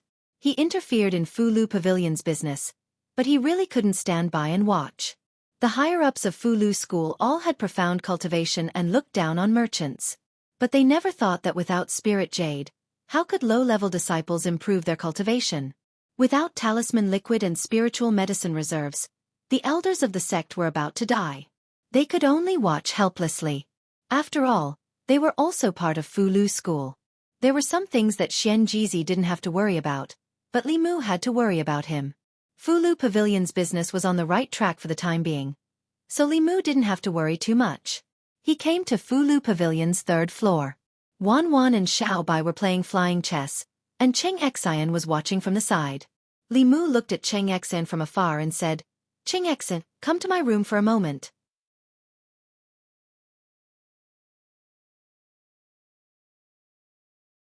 Chapter 535. On the 3rd floor of Fulu Pavilion, Xiao Bai and Wan Wan were playing aeroplane chess. Occasionally, they would turn their heads to look at a room not far away. Cheng Xian and Li Mu's NN and ah sounds could be heard from the room. Dragon language was really difficult to learn. At first, they were curious and wanted to learn it, but because it was too difficult, they both gave up very quickly. In the room, Li Mu looked at the strange characters that Cheng Xian wrote on the paper and made strange sounds. Cheng Xian shook her head and corrected him. "That's not how you pronounce it. Repeat after me %." Li Mu imitated %. "No, it's %. %. Cheng Xian had to correct him many times before Li Mu finally learned this note. He had always thought that he was smart until he began to learn the dragon language. When he first learned the Shengua language, it was as easy as blowing off dust. However, the dragon language could not be learned in that way. It could only be taught by a dragon hand in hand and mouth. Li Mu also knew many Fey languages, but none of them were as difficult as dragon language. It made him wonder from time to time if dragon language was the language of this world. After learning for a while, he said to Cheng Xian, "Your language is too difficult. If you don't have anything to do tonight, you can stay in my room." With their cultivation, it was no problem for them to not sleep for a few days and nights. Li Mu was now very curious about the dragon race. The first thing he needed to do was to learn dragon language. The Xuanzong Exchange Conference would last for a month. Li Mu was not in a hurry to go back, since he had traveled thousands of miles to come here. In the next few days, he and Cheng Xian stayed in their room and didn't come out at all. They studied day and night. Fulu Pavilion's business was also booming. Among the 6X shops, only Fulu School was willing to lower themselves and truly think from the perspective of their customers. In just a few days, the Talisman Pavilion's reputation had spread throughout the market, and the number of customers was increasing day by day. Some customers were even willing to come here to buy low-level elixirs and magic weapons, instead of choosing the Danding sect and the North sect. Pill Cauldron Pavilion, Weapon Forging Pavilion, Spirit Array Pavilion. The disciples of the various sects clearly discovered that the number of customers in their shops for this exchange meeting was much less than in the past. After some investigation, they discovered that many of the customers had been led away by Fulu Pavilion. However, they didn't care too much about it. Cultivators prioritized cultivation. If it weren't for the sect's request, they wouldn't even bother to come here and waste a month doing business. The other sects didn't care, and Xuanzong naturally didn't care either. The better Fulu School's business was, the more benefits Xuanzong would reap. No matter how the other sects and clans competed for customers, Xuanzong would always be the final winner. A few days later, under Cheng Xian's tutelage day and night, Li Mu finally managed to reach a rudimentary understanding of dragon language.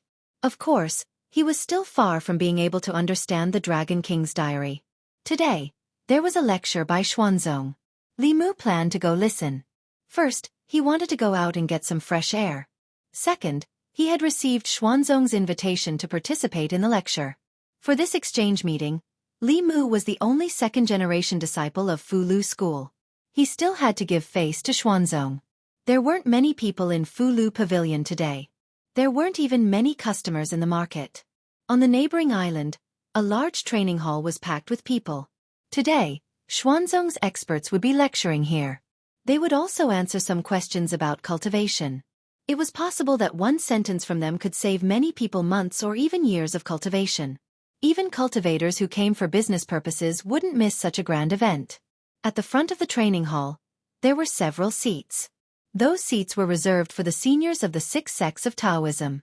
Generally speaking, those who could sit there were second-generation disciples of the 6 sects of Taoism, Dongshuan's experts. Except for the young man sitting on the left. A few days ago, he spent a lot of money in the market and severely embarrassed Qing Xuanzi. Later, people began to inquire about his identity.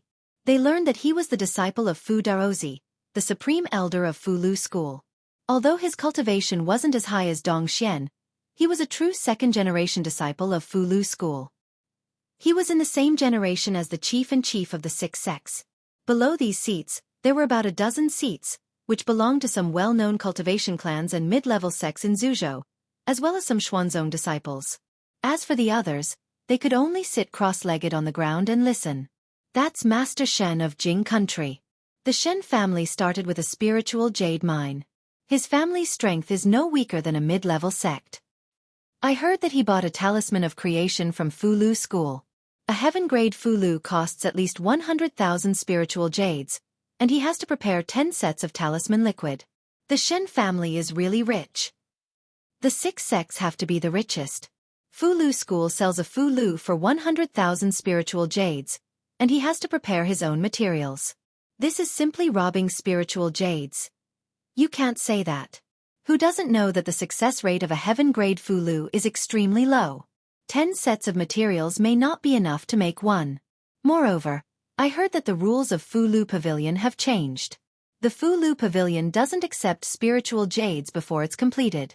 It can be said that the 6 sects have a conscience. The crowd kept talking.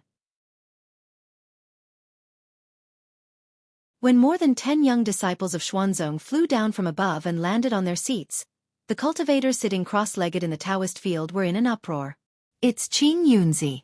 He's only in his 30s, but his cultivation has already reached Dongxian. He's Xuanzong, no, he's the first among the fourth-generation disciples of the 6 sects of Taoism. He's bound to be the next sect master of Xuanzong. Although his cultivation was piled up by Xuanzong with a lot of resources, his talent can't be ignored to be able to push his cultivation to Dongxian in such a short time. Qing Qingzi, Qing Xuangzi, and Xuanzong's young geniuses have all come out. I really envy them. Each of them has amazing talent and has such a powerful sect behind them. Sooner or later, they'll become the strongest in the world. Amidst the discussion, Li Mu's gaze swept across the young disciples. When his gaze swept across a young disciple, he felt a sense of familiarity in his heart. That young disciple called Qing Qingzi gave him a sense of familiarity. However, Li Mu had never been to Xuanzong before, and he didn't know any Xuanzong disciples. He quickly searched through his memory, and soon, this person's figure overlapped with a shadow in Li Mu's memory. A few years ago, when Li Mu was still working in the North County, the wife of the Rat King under the White Demon King was once injured by a human cultivator. The human cultivator who injured the Rat King's wife was the one who killed Xiao Bai's entire family. Xuanzong's Qing Qingzi looked exactly like that person. Not only that, but his aura also reminded Li Mu of the aura that remained in Xiao Bai's grandmother and the Rat King's wife. Just as Li Mu confirmed this person's identity, a fierce shout came from a futon in front of the training hall. Give me back my grandmother's life. A white figure flew up from the futon.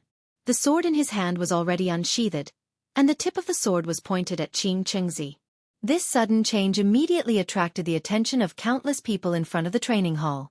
The cultivators in the training ground were extremely shocked. There was actually someone who dared to assassinate a disciple of the Xian sect right in front of the elders of the Xian sect. This kind of suicidal behavior could be considered crazy. Qing Qingzi and the other young disciples didn't expect this to happen. Facing that figure, the others didn't move. They believed that Qing Qingzi could deal with it alone. Qing Qingzi was stunned for a moment. When he came back to his senses, he unsheathed the long sword on his back and faced the figure. After a short exchange, he found that the beautiful woman's cultivation was almost the same as his. He was shocked and confused. When did he provoke such a strong cultivator?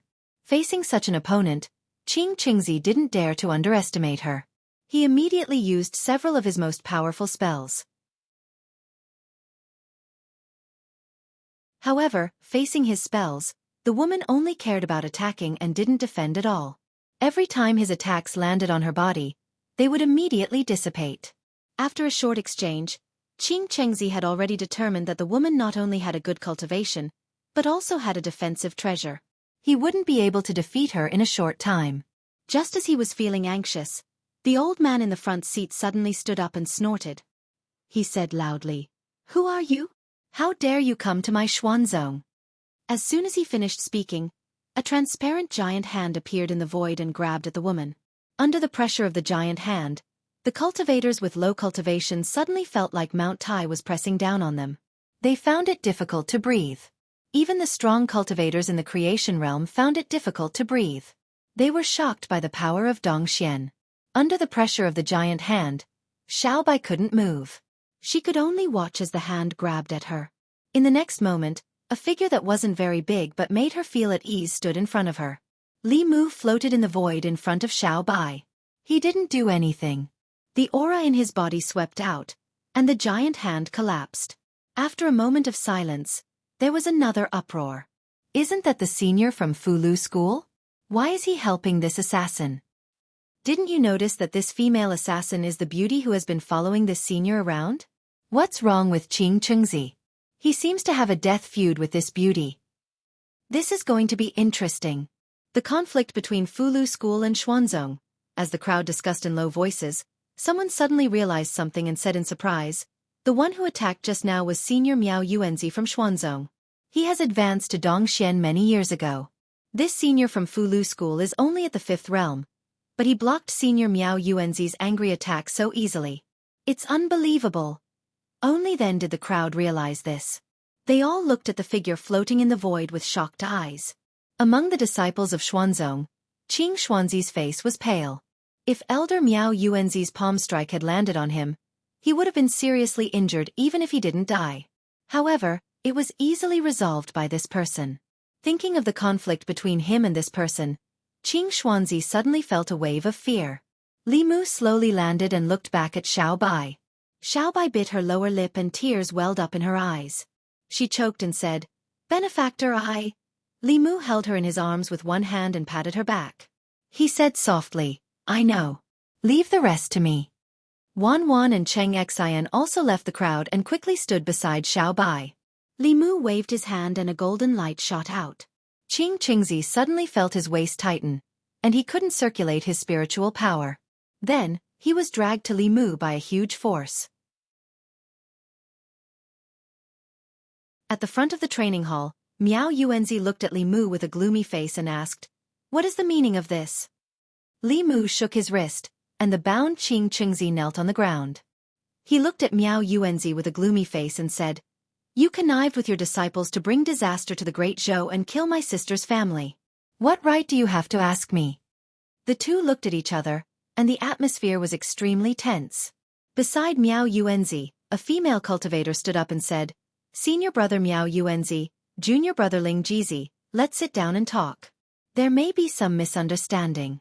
The 6 sects are one family. Let's not hurt each other." The people of the Danding sect stood up. Miao Yuanzi's face didn't soften.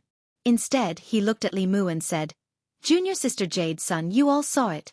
Today, it was Fulu School who provoked you first. It wasn't my Xuanzong that was rude." Jade's son walked in front of Li Mu and said, "Junior brother Ling Jizi, let this disciple go first. If there's anything, we can talk about it slowly." After all, this was Xuanzong, and Li Mu wasn't an unreasonable person. He took back the immortal binding lock. Miao Yuanzi waved his sleeve, rolled up Qing Qingzi, and flew up to the Dao Palace. Li Mu followed with Xiao Bai and Wan Wan. Seeing this, Jade's son and the elders of the other 4 sects looked at each other and shook their heads helplessly. They also flew up. Even with the Xuanzong elders presiding, the training hall still became chaotic. What's going on? Xuanzong is a righteous sect. How could a disciple of Xuanzong do something like killing people? There must be some kind of misunderstanding. I also think it's a misunderstanding. The disciples of Xuanzong who stayed behind also sighed. Qing Songzi shook his head and sighed. "I've already advised senior brother Qing Qingzi not to be too eager for quick success, but he just wouldn't listen. He likes to kill demons for their demon cores and souls. Now they've come knocking on his door." Although Qing Songzi deliberately lowered his voice when talking to his fellow disciples, there were nearly 10,000 people in the training hall, and many of them had high cultivation. It was easy for them to hear what he said. "What? Qing Qingzi likes to kill demons? Isn't this forbidden by the big sects? Besides, the Great Zhou Court doesn't allow this kind of behavior. Forbidden is forbidden. Killing demons isn't killing people. How could a core disciple like Qing Qingzi be punished by the sect for killing a few demons? So what that senior said is true. So what if it's true? So what if it's false? How can Fulu School's strength compare to Xuanzong? If you were Xuanzong's sect master, would you punish a core disciple for such a small matter and damage the sect's reputation?" Hearing the discussion, a Xuanzong female disciple glared at Qing Songzi and said, "Qing Songzi, can you shut your mouth?" Qing Songzi said innocently, "I'm just doing this for senior brother Qing Qingzi's sake. Let's go up and take a look. I don't know how the sect master will punish senior brother Qing Qingzi."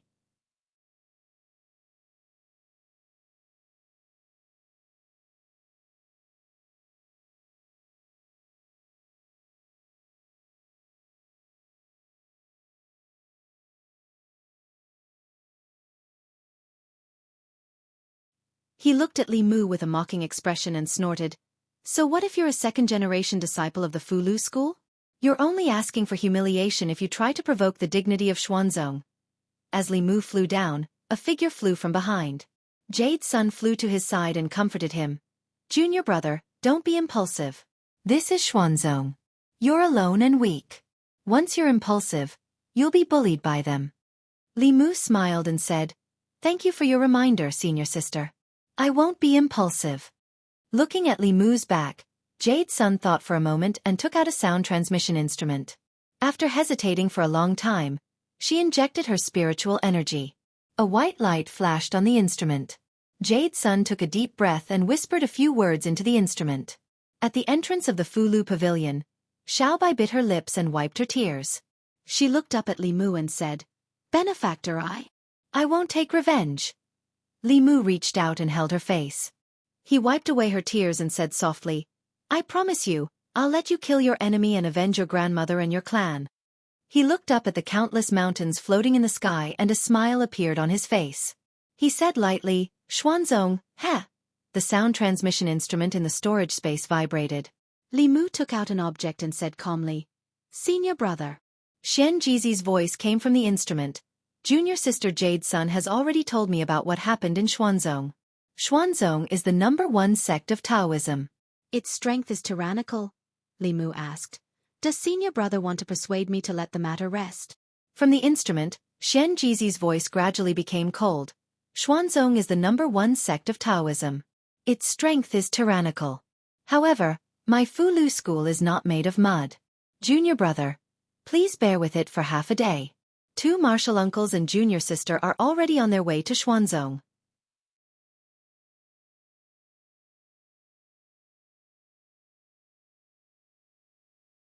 Chapter 537. Xuanzong on the Taoist Field. A Xuanzong Dongxian elder replaced Miao Yuanzi and preached to the tens of thousands of cultivators in the field. Most of what he talked about was the foundation of cultivation. At this moment, some people in the field were seriously comprehending, while others were still curious about the result of the incident just now. Although Xuanzong was powerful, Fulu School was also one of the 6 Taoist sections. They wondered if Xuanzong would disregard the brotherhood of the sect for an inner disciple. Soon, Qing Yunzi, Qing Songzi, Qing Xuanzi, and several other 4th-generation disciples returned to the field from the Taoist palace above. Then, a stream of light flashed and Miao Yuanzi floated in the air. He looked at the crowd and said lightly, "What happened just now was a misunderstanding. Now that it has been clarified, there is no need to think too much." Although Miao Yuanzi said so, there were more than 10,000 people in the field, and there was no lack of clever people. How could they not know the deeper meaning of his words?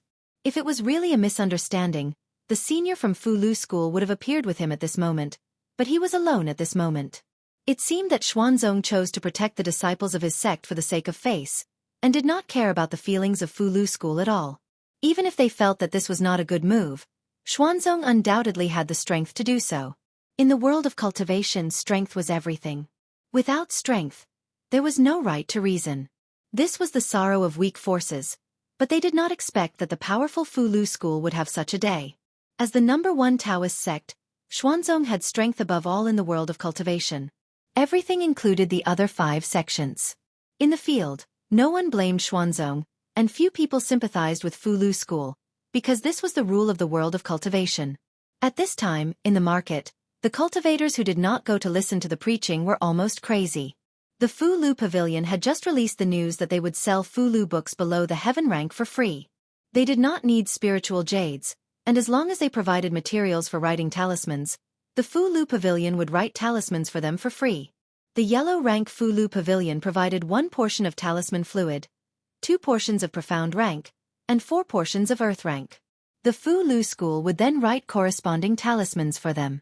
Everyone knew that the higher the level of the Fulu, the lower the success rate of forming a talisman.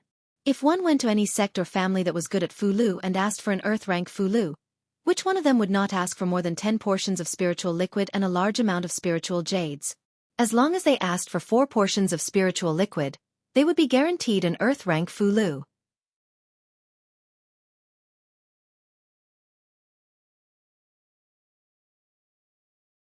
Miao Yuanzi glanced at him and said, "I said, don't interfere in this matter."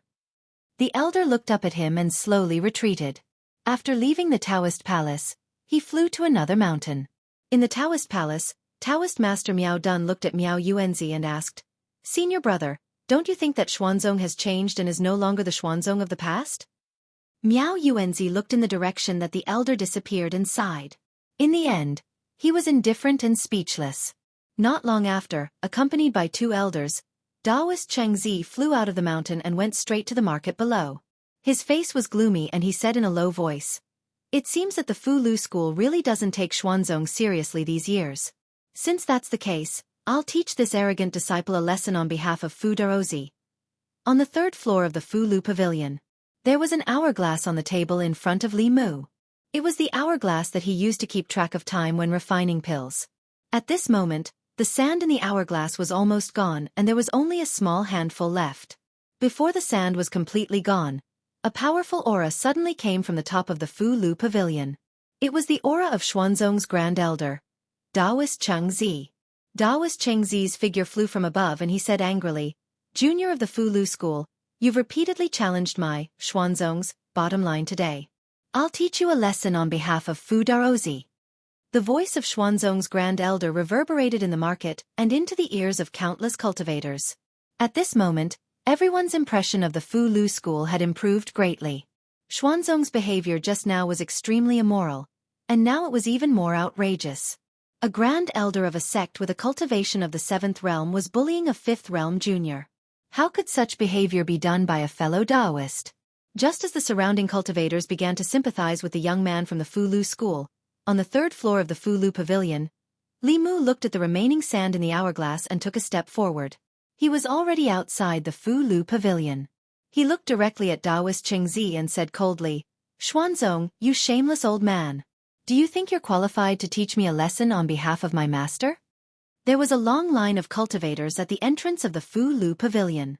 When Li Mu's voice rang out, the noisy market instantly fell silent. If Xuanzong scolded their Grand Elder like this, the Fu Lu school would probably completely fall out with Xuanzong this time. Although this sentence pleased many cultivators, they also knew that this young man's fate would probably be very miserable. After all, there was an insurmountable gap between their cultivation levels. Daoist Chengzi also did not expect this young man to be so presumptuous. His face instantly darkened. In the void, an invisible hand grabbed at Li Mu. It was the same divine power that Miao Yuanzi had used, but its power was completely different. Li Mu felt that his body was trapped by the power of heaven and earth and could not move at all. Even the ordinary Dongxian could only watch as the giant hand grabbed at him, let alone the creation realm cultivators. This reminded Li Mu of the first time he met the Lord of Illusions. However, he was no longer the weak cultivator with divine power that he used to be. Li Mu used his mind to disperse the power of heaven and earth around him. The law bell flew out of his body and merged with Li Mu's body. At the same time, a Fu Lu talisman appeared in Li Mu's hand. He used his dermic powers to activate the talisman. The Fu Lu burned, and the shadow of a woman walked out of the Fu Lu. She exuded the aura of a 6th realm cultivator. Below, the crowd exclaimed in surprise. "He's actually planning to resist. This aura. Is this a heaven-grade golden armor divine army talisman? It seems a little different. Even a heaven-grade divine army talisman is useless. A 6th realm cultivator is no threat to Elder Dao Chengzi." To everyone's surprise, the shadow of the woman who walked out of the Fu Lu didn't attack Dao Chengzi. Instead, she merged with the young man from the Fu Lu school, causing his aura to rise to the 6th realm in an instant. The invisible giant hand was already reaching for him. Li Mu didn't dodge. The bell shadow on his body flashed, and the giant hand collapsed. The bell shadow also collapsed and dissipated. He knew very well that the Empress Divine Avatar wouldn't exist in his body for long. Before Dao Chengzi could do anything else, he had already launched an attack. He used his mind to control the power of heaven and earth. Wind and thunder intertwined around Dao Chengzi. The 6th realm elders of the Black Sect who had rushed over after hearing the commotion felt a chill in their hearts when they saw the wind and thunder. This was definitely a supernatural power that only a 6th realm cultivator could use. Dao Chengzi stood where he was and looked at Li Mu indifferently. A protective shield appeared around his body, blocking the astral wind and lightning outside his body. The next moment, dark clouds suddenly gathered above his head. Wind mixed with black raindrops fell, and the shield around Dao Chengzi's body started to thin rapidly. The dragon clans call the wind and summon the rain. A hint of shock flashed across his eyes. Outsiders might not know, but he knew better than anyone else that the power of these spells was comparable to that of the most powerful cultivators in Dongxian. Of course, this was far from enough for him. He floated in the air and only maintained the shield. He didn't do anything else. Even with his status and position, he had failed to capture a 5th-level junior personally. If he were to make a move again, even he would lose face.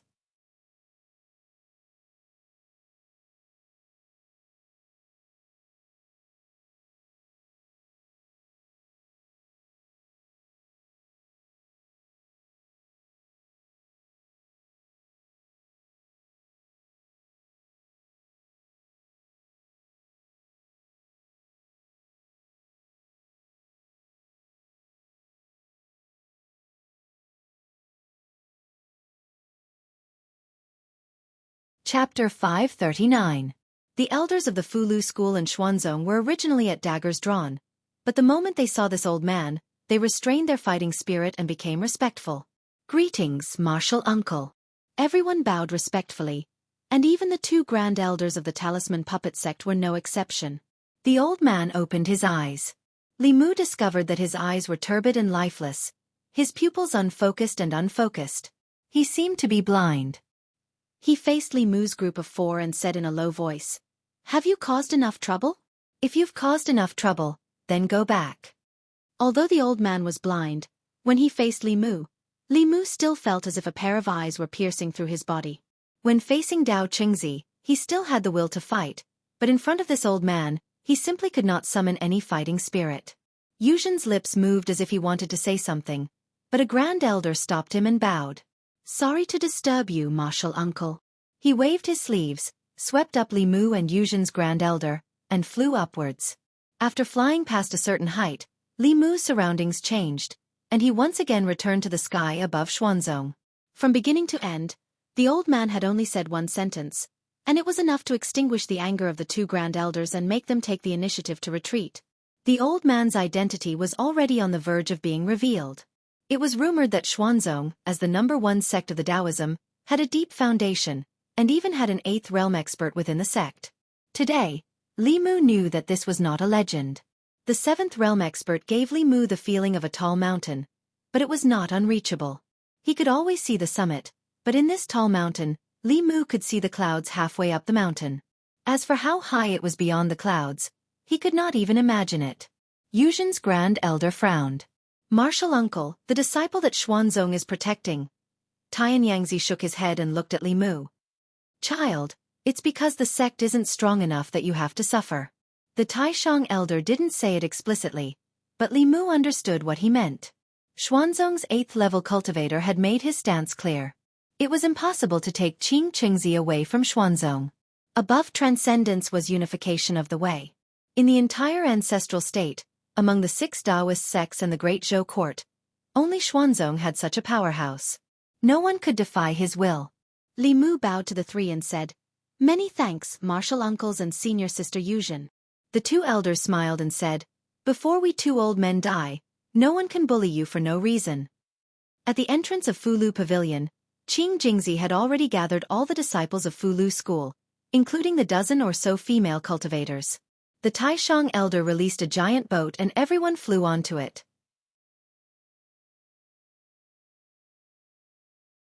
Li Mu stood at the bow of the boat, raised his hand, and gently pressed down. An enormous handprint appeared in the sky above the talisman pavilion. Boom! There was a loud noise and dust. From then on, there was no more Fulu Pavilion in Xuanzong. Li Mu looked around and imprinted everything here in his mind. One day, he would return to this place. Soon, the flying boat turned into a stream of light and flew into the sky, disappearing into the horizon. Countless cultivators looked into the distance. They would never forget their experience in Xuanzong, nor would they forget the immortal legend who dared to fight a transcendence cultivator with a creation realm cultivation. The name of Fulu School's Li Mu would soon be known by everyone in the cultivation world of ancestral state. Xuanzong. On the highest floor of the Taoist palace, cultivators above the 6th level of Xuanzong were gathered. Dao Qingzi looked coldly at Miao Yunzi and asked in a deep voice, "As the headmaster of Xuanzong, when the people of Fulu School attacked the mountain gate, you just stood by and watched. What right do you have to be the headmaster?" Faced with his rebuke, Miao Yunzi took off the Taoist crown on his head and said, "You're right, Uncle Master. From today onwards, I will resign as the headmaster and go out to wander the world to seek the way. The headmaster position will be temporarily taken by other brothers. Senior brother, please reconsider. Several people in the Daoist palace changed their expressions and tried to persuade him. Miao Yunzi just waved his hand and said, I've made up my mind. There's no need to say more. Dao Qingzi picked up the Daoist crown that symbolized the position of the headmaster of Xuanzong and said lightly, You are a sinner of Xuanzong. You are indeed unfit to be the headmaster. Miao Xuanzi, you will temporarily take the headmaster position. A figure stood out and took the Daoist crown. He said respectfully, Yes, master. The Grand Elder acted arbitrarily and forced the headmaster to abdicate and let his disciple take over. This caused many elders to be dissatisfied. How can the headmaster position be decided by the Grand Elder alone? Grand Elder, you're overstepping your bounds. Even if someone takes over the headmaster position temporarily, he has to ask Elder Tianjizi before making a decision. Faced with the overbearing Grand Elder, everyone spoke up until a figure slowly walked into the Daoist palace from outside. The old man had his hands behind his back and his body was hunched. He limped as if he could fall down at any time. It was such an old man that made all the powerhouses in the Daoist palace bow and greet him respectfully. Greetings, Uncle Master. Greetings, Uncle Master. As the only 8th level powerhouse in the sect, the old man had dedicated his life to Xuanzong. He used divination to reach the Dao integration stage and divined all the heavenly secrets for the sect. Xuanzong's strength was inseparable from the old man's guidance. The heavenly secrets were hard to predict to begin with. Divining people was already extremely difficult, let alone divining the fate of the #1 sect of the Daoist sect. For more than 100 years, Elder Tianjizi had made great contributions to the sect with his unpredictable divination skills. However, he had also suffered a backlash from the heavenly Dao. He had lost his sight and suffered injuries that were difficult to recover from. He was Xuanzong's disciple, including the 7th level elders, and was the most respected existence in their hearts. The old man walked in front of everyone and said slowly, While Miao Yunzi is traveling, Dao Qingzi will temporarily be in charge of the sect's affairs. Since Uncle Master Tianjizi had spoken, no one in the sect would object. Dao Qingzi was delighted and immediately cupped his hands. Yes, Uncle Master. As expected, after the old man spoke, no one objected. They all bowed and said, Yes, Uncle Master. No one in Xuanzong doubted Uncle Master Tianjizi's words. His divination skills were unparalleled in the world.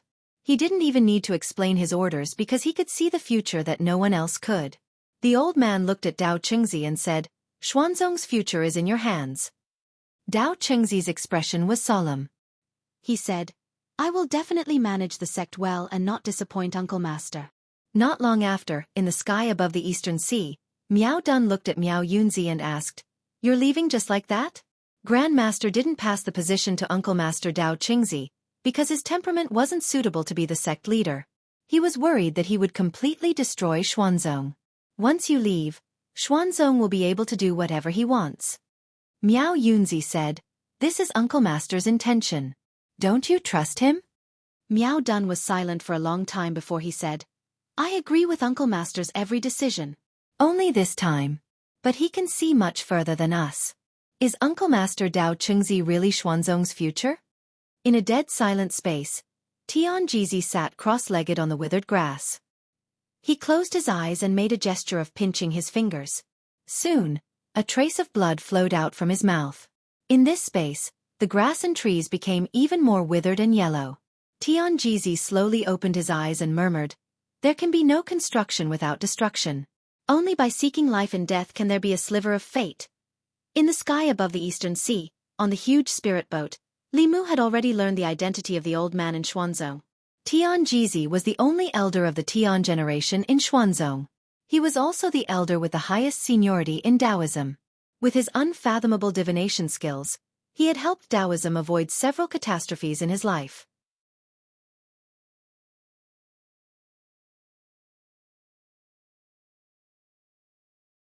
Zhou said coldly, Order the 5 counties to take back the land the court gave them.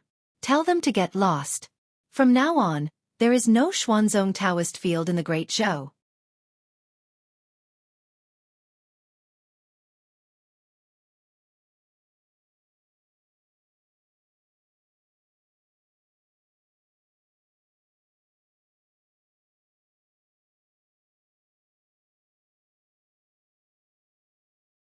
Let alone us, even the Empress of Great Zhou can't touch Xuanzong. Oh, right, there's someone who wants to trade spiritual medicines with us. It's Xuanzong's disciple. At the entrance of the palace, more than 10 human cultivators were waiting.